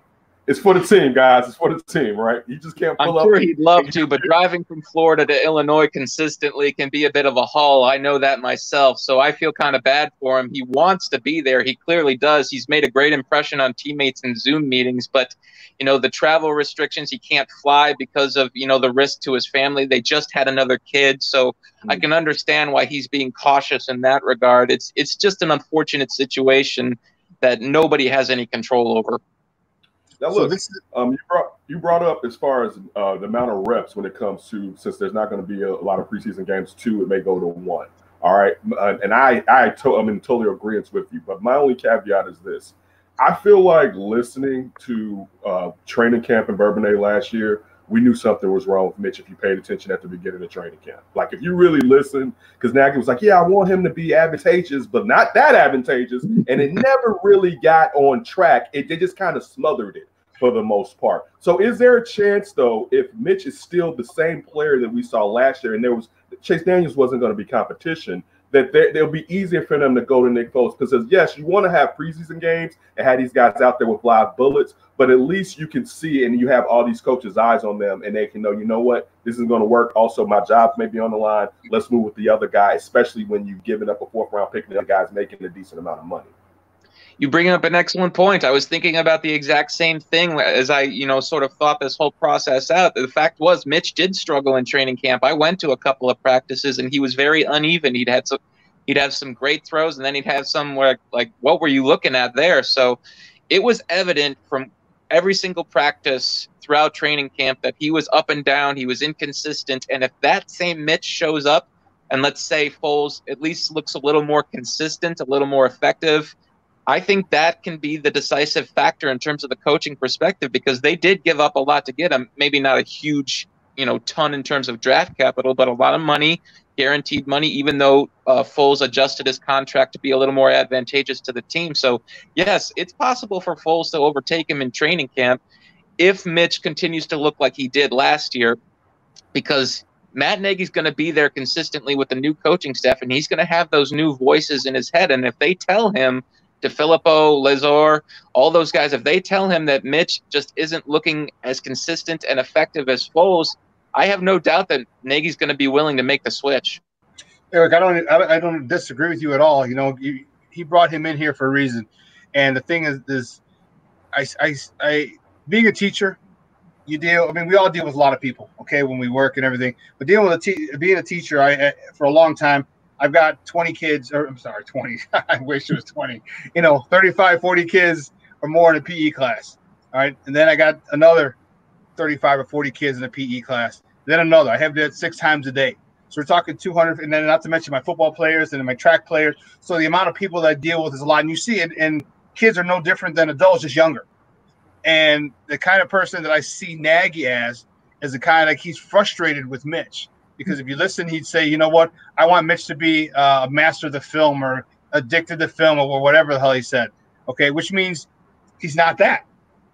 Now he's got a guy who's got everything here. So he's hedged his bets. And I'm sure him and Ryan had this conversation like, look, I need this guy. Because if Mitch can't get it, I need this guy to do it. And that's why I think that I don't think Mitch is doing everything possible, because I think the cards are stacked against him. Because I think as soon as Nagy can do it, you know, if Mitch stubs a toe, if Mitch comes out of a meeting late, if Mitch, you know, something's like, yeah, you know what, we're going to give him a shot because he's seen what Nick Foles can do. I would love for Mitch Trubisky to get it because he brings more to the table athletically. Like his skill set is better than Nick Foles by leaps and bounds. But Nick Foles is still a better quarterback. You know what I mean? If people can understand that. And I personally would love Mitch to be able to say, hey, you know what, F you, you know, and kind of get it. All right, maybe he needs to get pissed. Maybe this is what he needed, this competition, to get pissed off, to have that rug pulled under. But it's going to be a tough deal now, because what do you do with Foles? Because if Mitch has a good year this year, what do you do? Because this is his contract year. You don't get anything out of Foles because Mitch is playing, and you still owe Foles a lot of money. How do you see that? If it plays out that way, how do you see this going in the offseason contract-wise? Well, if Mitch plays well, that's the ideal scenario for the Bears because they want him to play well. They still have high hopes for him because of his talent and because of his work ethic. So they're really hoping that Foles being here is the extra little kick in the butt that he needs. I mean, word is he's been putting in a ton of work, and now the message is consistent from top to bottom on the coaching staff. Like you said, Nagy said he's got to be constantly in the playbook, constantly in the film room, just eat, sleep, drink football. And that's what John DeFilippo, his new quarterbacks coach, he's saying the exact same thing. So now the message is in his head constantly to be that way. Now, if he plays well this year, that's great for the Bears because they still have the franchise tag in their back pocket. They can use that to sort of retain his rights if necessary. Almost $32 million for next year. Yeah, it's just one of those things. Or they can use the transition tag if they have to. And see if another team is willing to offer him big money, which I would personally doubt unless he absolutely lights it up this year. So that they have options on the table in that regard. And in regards to Foles, he actually has his own, control over his contract. They installed those player options into his deal, so he can actually opt out if he feels like he doesn't have a shot at the job next year and end up going somewhere else. So it actually saves the Bears money and actually gives him a chance at 32 years old to sort of seek out an opportunity elsewhere. So the Bears have actually handled their contract situations pretty well by not using the fifth-year option on Mitch and also installing those player options for Foles. So, they're going to be able to save money either way. So they're actually in a pretty good spot. How much money will they be able to save if the cap drops $70 million, though? Because I think everybody's kind of screwed in that regard. Yeah, I think about Kansas City and the deals that they just signed with Chris Jones and Mahomes, and the Bears. There's not a ton of cap space. It's like it makes you want to be a team that's on the beginning of a rebuild, basically. If that basically comes down and hit, because it's like, yeah, all right, we've cleaned everything out. But look, the question I do have for you: you mentioned that Mitch is out with the receivers, and he's out there getting reps. What other rooms, what other groups are actually out there practicing? One thing I know me and Shawn have always talked about on here is the offensive line. And I don't even know, offensive line work when it's just you guys. And I know that unit is always usually together, but I don't know how necessarily they form a camaraderie when they can't go out there and get some defensive linemen and get some sweat moving. But what other groups are getting together that we haven't heard about and trying to get some type of practice or reps in? Well, it's definitely the offensive line. They've been. I remember the rookie Latavius Simmons said he's working. Oh no, I'm sorry. That's Jermaine Ifedi. That's who I was thinking about. He's working with Bruce Matthews and Jake Matthews. The father-son combination, great players, former and current. So he's putting in work with them. And Cody Whitehair's been working with Mitch and the receivers on certain days. So the offensive line's putting in a ton of work. Khalil Mack has been, religiously in the weight room, and I don't know if he's been with anybody else. I believe some defensive backs have also gotten together. So teammates are trying to get together when they can, but they also know they have to be careful about the social distancing, but they're working really hard to keep themselves in shape. Eddie Jackson, has been warning teammates, be sure to show up to camp in shape because Matt Nagy's going to notice, and he doesn't like it when guys show up out of shape. Jordan Howard found that out the hard way a couple of years ago. So it's just one of those things that they're trying to, keep each other motivated as much as possible, even though they can't always be together in the same room. Yeah, that's going to be a tough one because that offensive line, and it's not just the Bears, it's everybody, but that as an offensive line, you need chemistry. You need to be working together because when you're in harmony, thing what you can do running and passing the ball. So, and we had issues with that right guard, and I know you just mentioned Jermaine Ifedi. He's one of the guys that we had thought would probably take that spot, but there's some other guys. Alex Bars is another guy who really wants that spot. Young kid out of Notre Dame, so they're not getting a chance to fight for it. They're not getting a chance to compete for it, and so now you have 3 or 4 guys who play together, 3 or 4, but that one guy is kind of like one of the most important parts because in that 3, your running game, okay, your run game is predicated on your 2 guards and your center.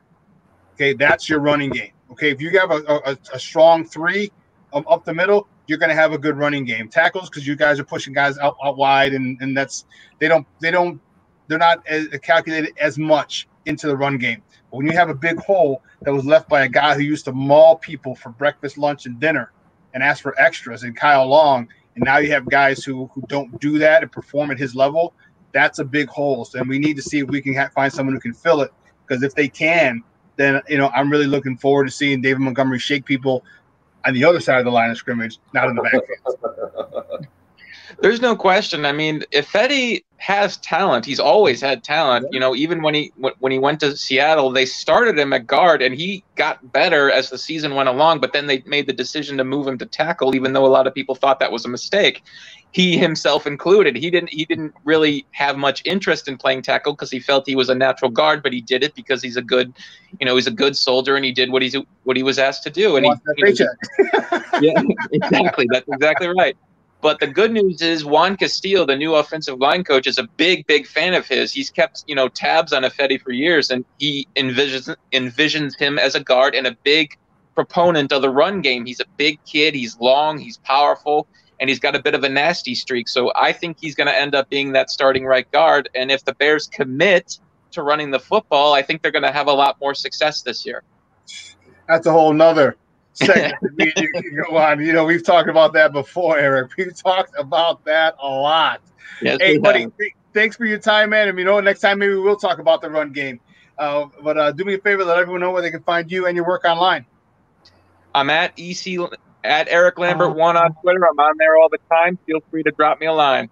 So, dude, you have like 2 jobs: Twitter and articles, because you pump out 3.4 articles a day. It's actually 5 or 6 if we're being, technical. Get it right, Shawn. You didn't do your homework. Get it right. Have a good one, Eric. Hey, great stuff, Papa. We'll talk soon. All right, now. Guys, that was Eric Lambert from Sports Mockery. And, dude, I'm telling you, every time I look up, 5 minutes ago, another article. And I go back 7 minutes ago, another article. God bless him, dude. Holy Getting that work, man. Getting that workout. Man, he's like a machine. And you know what? He puts out good content. So, guys, make sure you follow him on Twitter at Eric, ERIK, Eric Lambert 1. Man, that's good stuff. Well, listen, we got to take one more break, last break of the show. So before we go, don't go anywhere, folks. Keep it locked right here. Shawn and Maya in the morning on SportsZone Chicago. Quicken Loans presents the Sports Flash, driven by Jeep on 1330 and 95.9 The Zone. Cubs manager David Ross getting set for his first season as the skipper of the club. Among changes to adjust to for National League teams in the upcoming 60-game season, the designated hitter. You got to go now. There's not a whole lot of time to wait for guys to figure things out. It's usually a marathon season where you're going to go through your ups and downs. I think you got to play the hot hand. You got to trust the guys in their resume that they're going to do what's on the back of their baseball card. And there's with the DH especially now, you sit back, you let these guys and trust these guys, and it's a sprint. You got to go right now, and every detail matters. Defense matters, pitching execution matters, each base, each 90 feet matters. Blue Blue Emu promises no chill, no burn, no odor, just what you need to soothe tired muscles and joints. The Sports Flash is driven by Jeep. Chuck Sanders, 1330, 95.9 The Zone. Liberty Mutual Insurance Company presents and Doug. Breathe out and repeat after me. Liberty Mutual customizes your car insurance so you only pay for what you need. Liberty Mutual customizes your car insurance so you only pay for what you need. Your bird is eating my candles. Your bird is eating my candles. No, seriously, he's making a mess. No, seriously. Liberty, liberty, liberty, liberty. Get a customized quote at libertymutual.com. Hey, save that bee. We need him. Did you know pollinators are more than just honeybees? Did you know 1 in 3 bites of food is made possible by pollinators? That's why Prairie View A&M Cooperative Extension is planting for pollinators this summer. Design your own pollinator garden. Take photos and share. Visit agnearme.com. That's agnearme.com to download our pollinator garden guide today. Let's get planting. Guys, welcome back to Shawn and Maya in the morning on SportsZone Chicago. Buddy Kenneth Davis is sitting in with us, just chopping it up a little bit. We just got off the line with Eric Lambert from Sports Mockery talking Bears, and I'm telling you, dude, I'm getting so fired up, dude. Just once football season's here, man, then my life will be perfect. We can't even let the baseball kick off first. We're gonna skip that and go straight to the football. I was sitting there. I'm feeling the boys of summer. I'm gonna enjoy this. I'm trying to appreciate it because basketball's about to hit us so quick, right? Yeah. And then you jump to the football, right?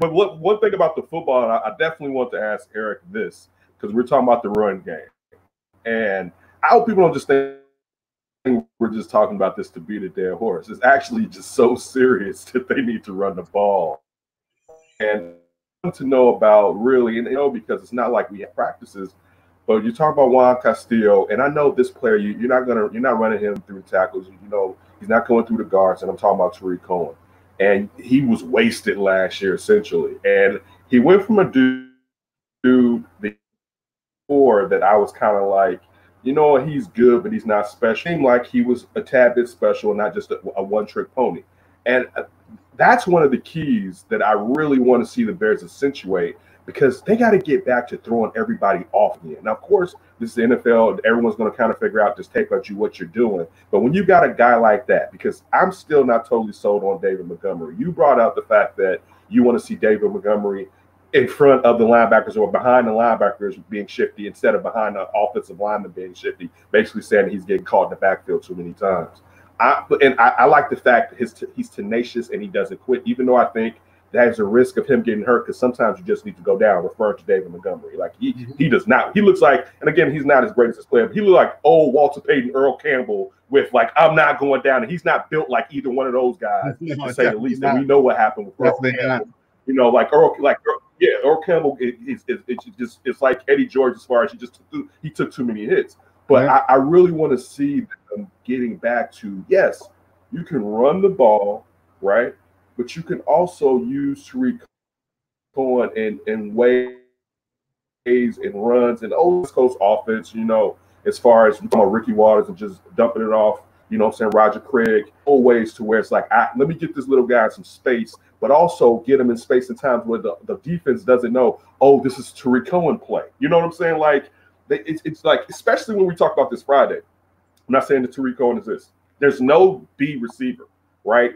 You basically, I guess in a way I'm trying to say, you need to get him involved in the passing game in a way that allows you to use him in short run distances as far as, all right, he's there, he's out on the flank. You think I'm about to use him in the pass. Here you go. Do your little thing in space, little man, and get busy. Like, you got to get back to using this guy to alleviate when we're talking about David Montgomery, because we're talking about putting a lot on David Montgomery. There's no backup. I still think they should have brought in a bruiser, a 3 yards and a cloud of dust dude. You know what I'm saying? Like, third and one, you need it. Third and one, you need it. Yeah. He's getting it. The defense knows he's getting it, and he still gets it. Here you go. Go through them. Do it. In one thing you talking about implementing your will on somebody. Like sometimes with that running back, you know what? Just go out and get 4 yards. We're up by 15. All you just keep getting 4 yards on them right now. We're about to wear that ass down. And like to me, and I know like you've gotten on Matt Nagy. I'm a Matt Nagy fan. I won't be after this season, depending on how it goes. You know what I'm saying? But if I don't start seeing fundamental football being implemented along with trying to be a genius, because the problem with being a genius, you forget the basics. You got to do the basics. This is football, man. Listen, unless you have Patrick Mahomes or Lamar Jackson, you know, I'm talking about like freaky deaky talent. And even with that, there's still great coaching to go along with them. You still got to implement the fundamentals. Last point, Andy Reid. All right, if this was old Philadelphia Andy Reid and Patrick Mahomes would have played bad for 3 quarters, Andy Reid would have abandoned the run and they would have gotten their butts kicked in the Super Bowl. All right. What happened was new Andy Reid, grown up Andy Reid realized, you know what? Mahomes finally got the yips.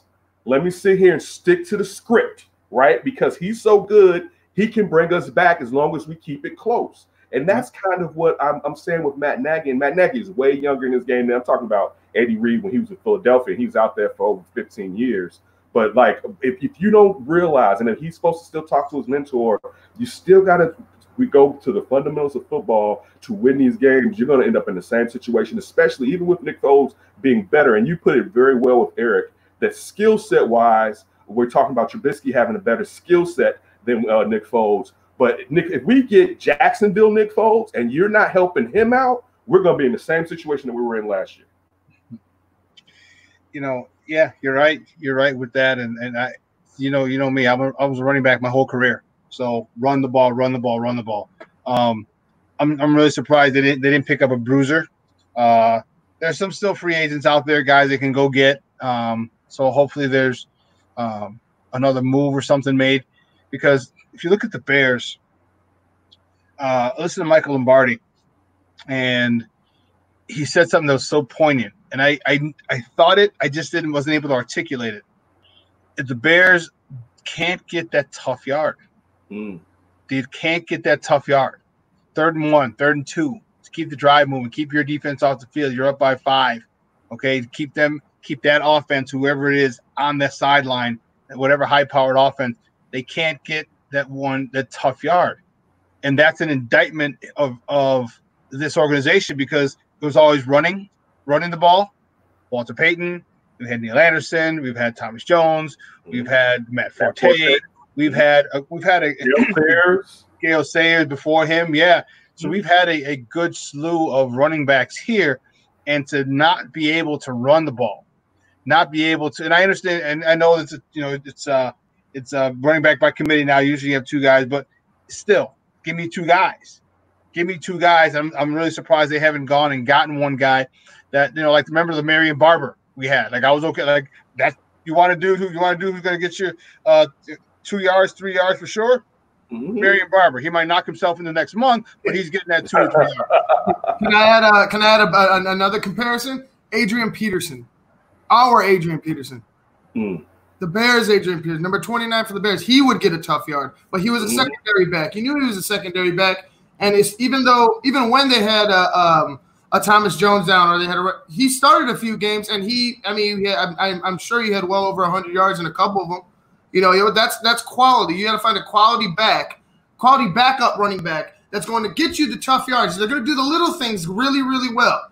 They're not going to be that explosive big, the number 1 prime back. Right. But they do the little things very well, and they're going to be able to do enough until you got your top back rested to get you to where you need to be.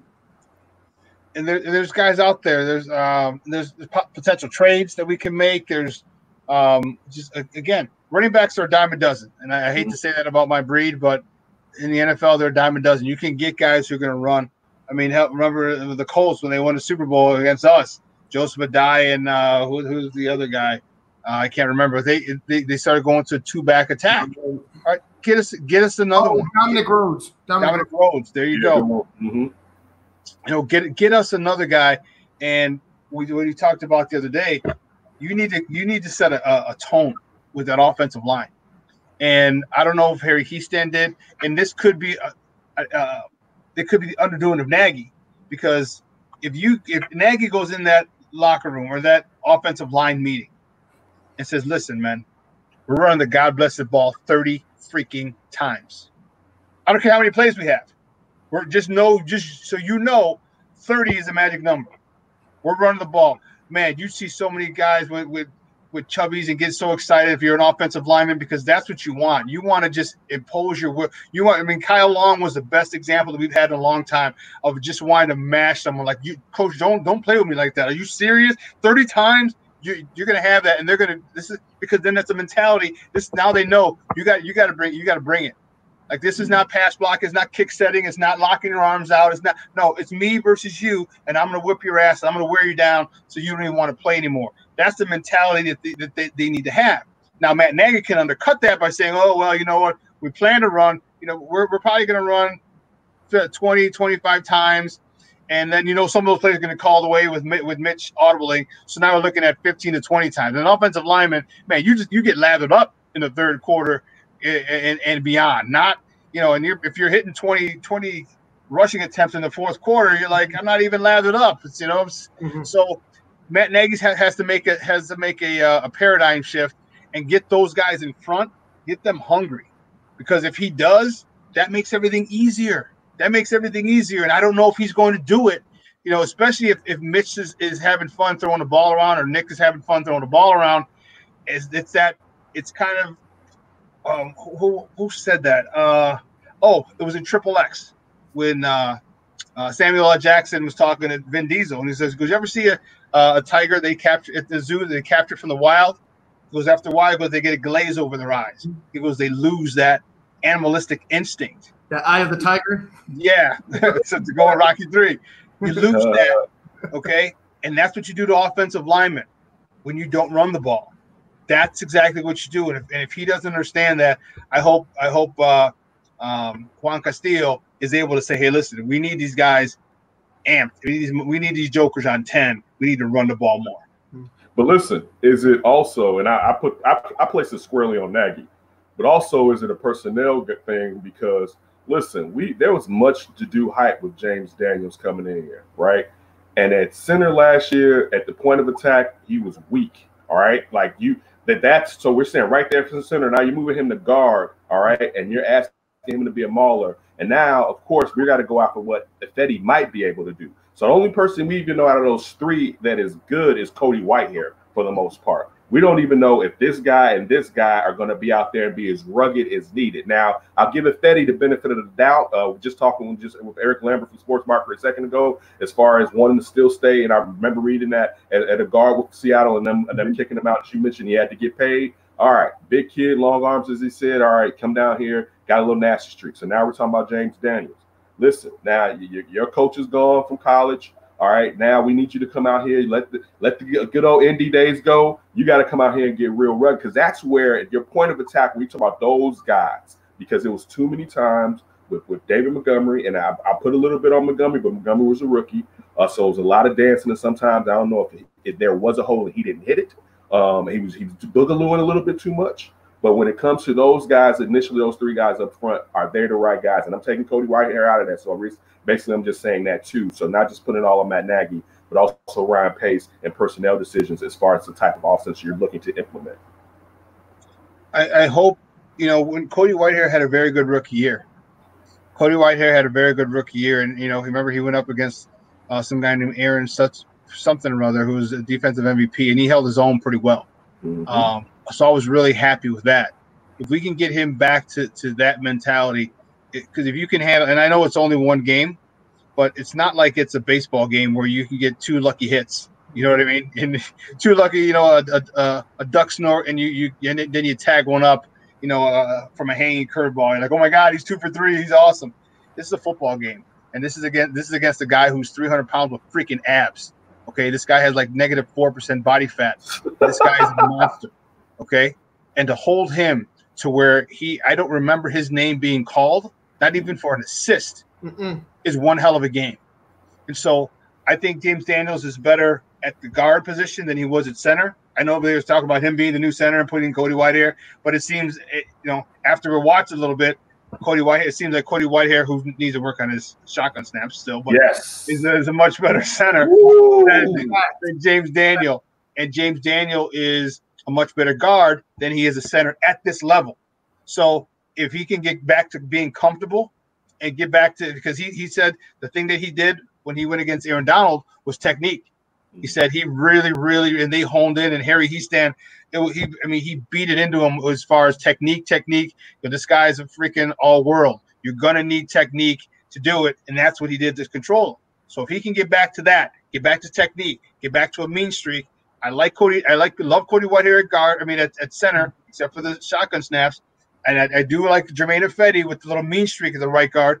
And if those three can come together, yeah, then it'll be good. But we still got to see. I think they can, and here's why. And not just because I'm a homer and I love the Bears, because we've seen James Daniels perform well at that left guard position. We've seen there's nobody better on that defensive line in the NFL than Aaron Donald. There's nobody. You can't. Maybe he was just as good. And I'm scared to say that. I say everyone's cut below. But when you handle him all game like that, that shows you got talent. Okay. Now to get it consistent, that's another issue. Yeah. That's the issue. Get consistent, and he needs to build on that and say, hey, listen, if I can handle him, I can handle you. You ain't jack compared to Aaron Donald. You ain't jack. You know what I mean? And do that, because if they can, that run game. Once we get that run game going, come on, man. Then the sky's the limit. Sean, it goes back to something that we should be arrested for beating the hell out of this dead horse. But it goes back to Mr. Trubisky. It goes back to Mitch Trubisky, man. Where do we say he had to live? In the film room. I know for a fact that some of those audibles, some of those adjustments that he made to a run play, or if it was a run play and you just made an adjustment, I'm sure that they were jacked up. I'm sure that the right play wasn't called. I'm sure that David Montgomery ran into a wall plenty of times where he had to dance behind the backfield. I don't think it was all his fault. So for me, it still goes back to the quarterback.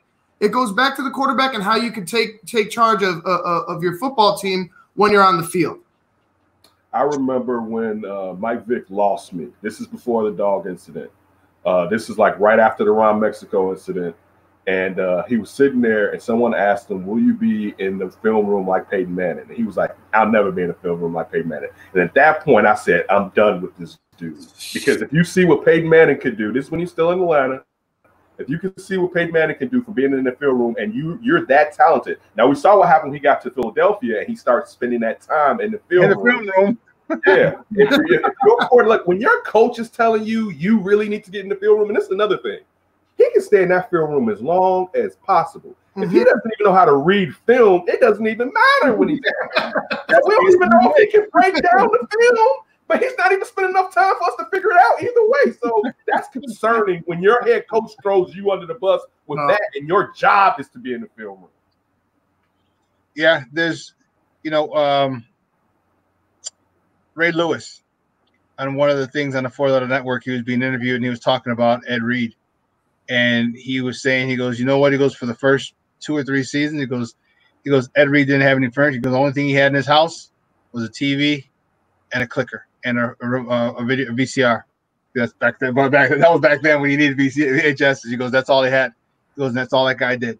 He goes, that's all that guy did was watch film. Because you want to know why Ed Reed is one of the best safeties ever played this game? He goes, because he did this. He goes, that's all he did. That's all he did. And people don't get it. People understand, that because they're talented, a lot of times talent will get you to the NFL. Talent will take you so far. Maybe only take you to high school. Maybe it'll only get you into college. Maybe it'll get you into the NFL, but it won't get you to that next level. And that's where you really need to start with the cerebral part of it. And that's the difference between, making a league to being a journeyman, to being a star, to being a superstar. And when you get guys who have have talent, who have a skill set, and refuse to put in that mental work, God, is it frustrating. God, is it frustrating. Because if you just do that and see that, and on top of it, so now you have an idea what they're running because you've seen it enough times. The issue with Mitch is we've come to learn is that he doesn't understand what he's seeing. Mm-hmm. So you're like, okay, you can watch this tape 3 times, but you have no idea what you're seeing. So you might as well be learning Greek. Right. He doesn't know the keys. He doesn't know anything that's really going on out there. Like if you can't even, because even at one point you're breaking out, if you don't even know the first set of what that play is, you don't know the variations off of that play. You know, like if I'm just even saying defense, like if you can't really, and maybe this also goes to Matt Nagy. Now, maybe Matt Nagy and the quarterbacks coaches have said, you know what, we've given him examples, we've broken it down for him. Maybe they think he can read a breakdown film, but he's just not applied himself and doing enough film. I mean, taking in enough film. But to me, that's disheartening. And also to me, well, it's disheartening, but also I like it with Nagy because Nagy was also pointing around Pace and he's like, I'm not just going down with the ship like this. This is your dude. All right, here, you could have had Deshaun Watson. I don't want to start that one because Patrick Mahomes, no, that's different. But there was no reason for you not to have Deshaun Watson, right? Zero. None whatsoever. Especially if you were going to make bold moves. Nothing can be bolder than a black quarterback in Chicago. You're going to be so bold with your moves, right? It's a whole different thing. But to me, that's one thing I did take away from, because we had debated on the show about what was Nagy going to say. And I thought Ryan Pace, even though Ryan Pace did come out when he brought in Nick Foles and showed you how he really felt, but Ryan Pace was sticking to the script too hard. Matt Nagy was like, slow down, son, because you're going to make sure I'm done, coach. You know, like I'm going to be a coordinator again. I'm not going to get another opportunity if I just sit here and let you play me like this, because you got this dude and I'm with you. I don't dislike Mitchell Trubisky. Best case scenario, it clicks with that kid and he's good, if not real good. Listen, will we sit there and ruin the day that we missed out on 2 Hall of Fame quarterbacks? Sure. But if he can be good to real good, and we can get us some W's and get closer to winning the Super Bowl. Get that ring. Yeah, I'll settle for it, man. Yeah, we didn't get the dude. We got Ken Anderson, but still, it's decent enough. All right, I can take that. I agree with you, and that's the thing, is that I think Mitch can be a very good quarterback in the system once he gets some confidence and once he's able to understand it. Because we've seen flashes of brilliance. You know, Maya calls it spotty brilliance, but we've seen flashes of brilliance where, you know, this guy looks like a first-round quarterback. You know, the Dallas game being the best example of it, the Tampa Bay being another example of it. But that Dallas game, that was Nagy. Nagy doing stuff to make, get him out of the pocket, getting him on the run, all right, making him a dual threat quarterback, and stress the defense. There's a guy who's covering your 8, your 10-yard out. Okay, well then run for 4 or 6, but you're still getting positive yards. You got it. And I'll never forget that pass he threw. It was to the left side, and it was a neat and through the eye of a needle. It was through the linebacker Jalen Smith, and then 3 defenders. Yeah, 3 defenders, and I want to say it was Taylor Gabriel who he hit. I mean, and you don't throw that ball if you're not confident.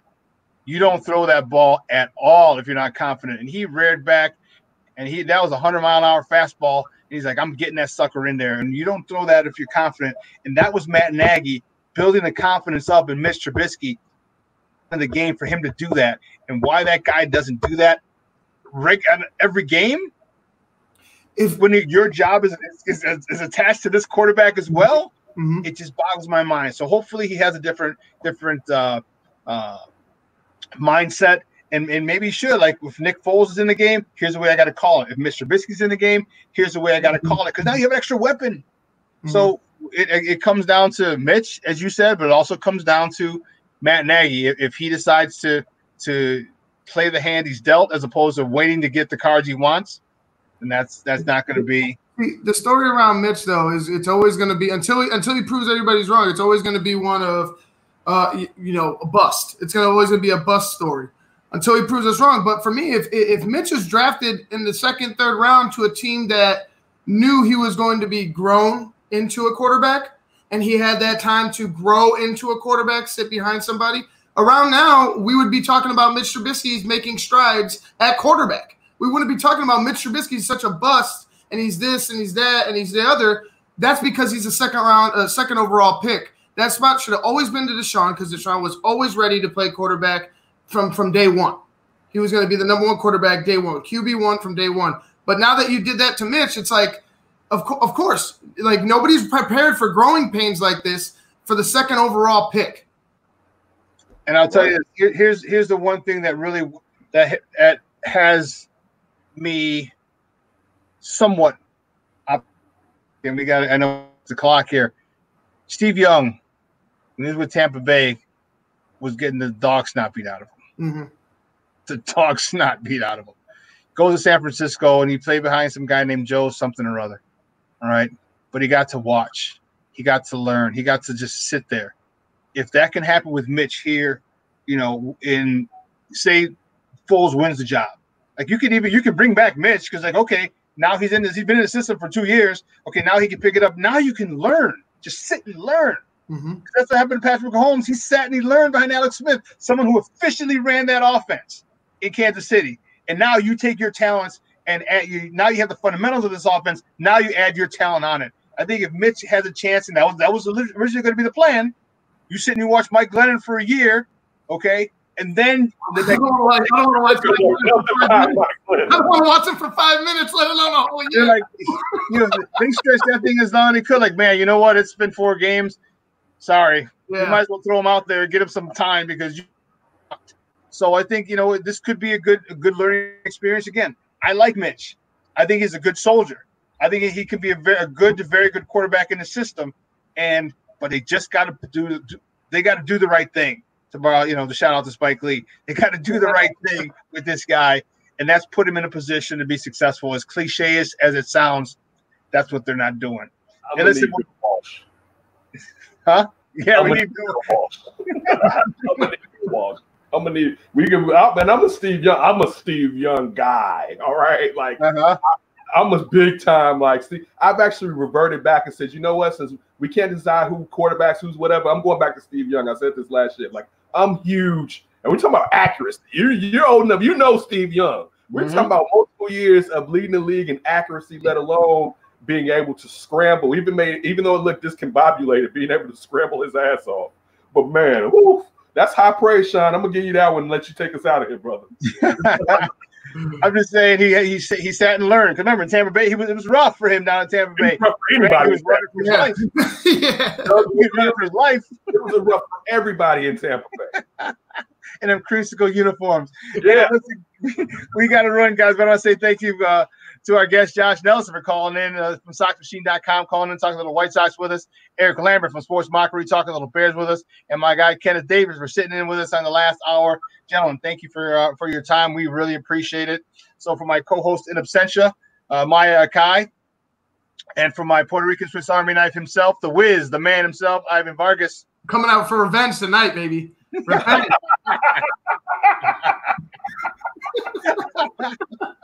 Apparently, I haven't been drinking it yet this morning. We got to talk to him about that in the next meeting. Hey, guys, I'm your boy, the Superback Shawn Sierra. We're going to take a 46-hour break, and we'll see you on Wednesday. All right? And then until then, guys, I got 2 words for you, folks. We out. Peace. Later.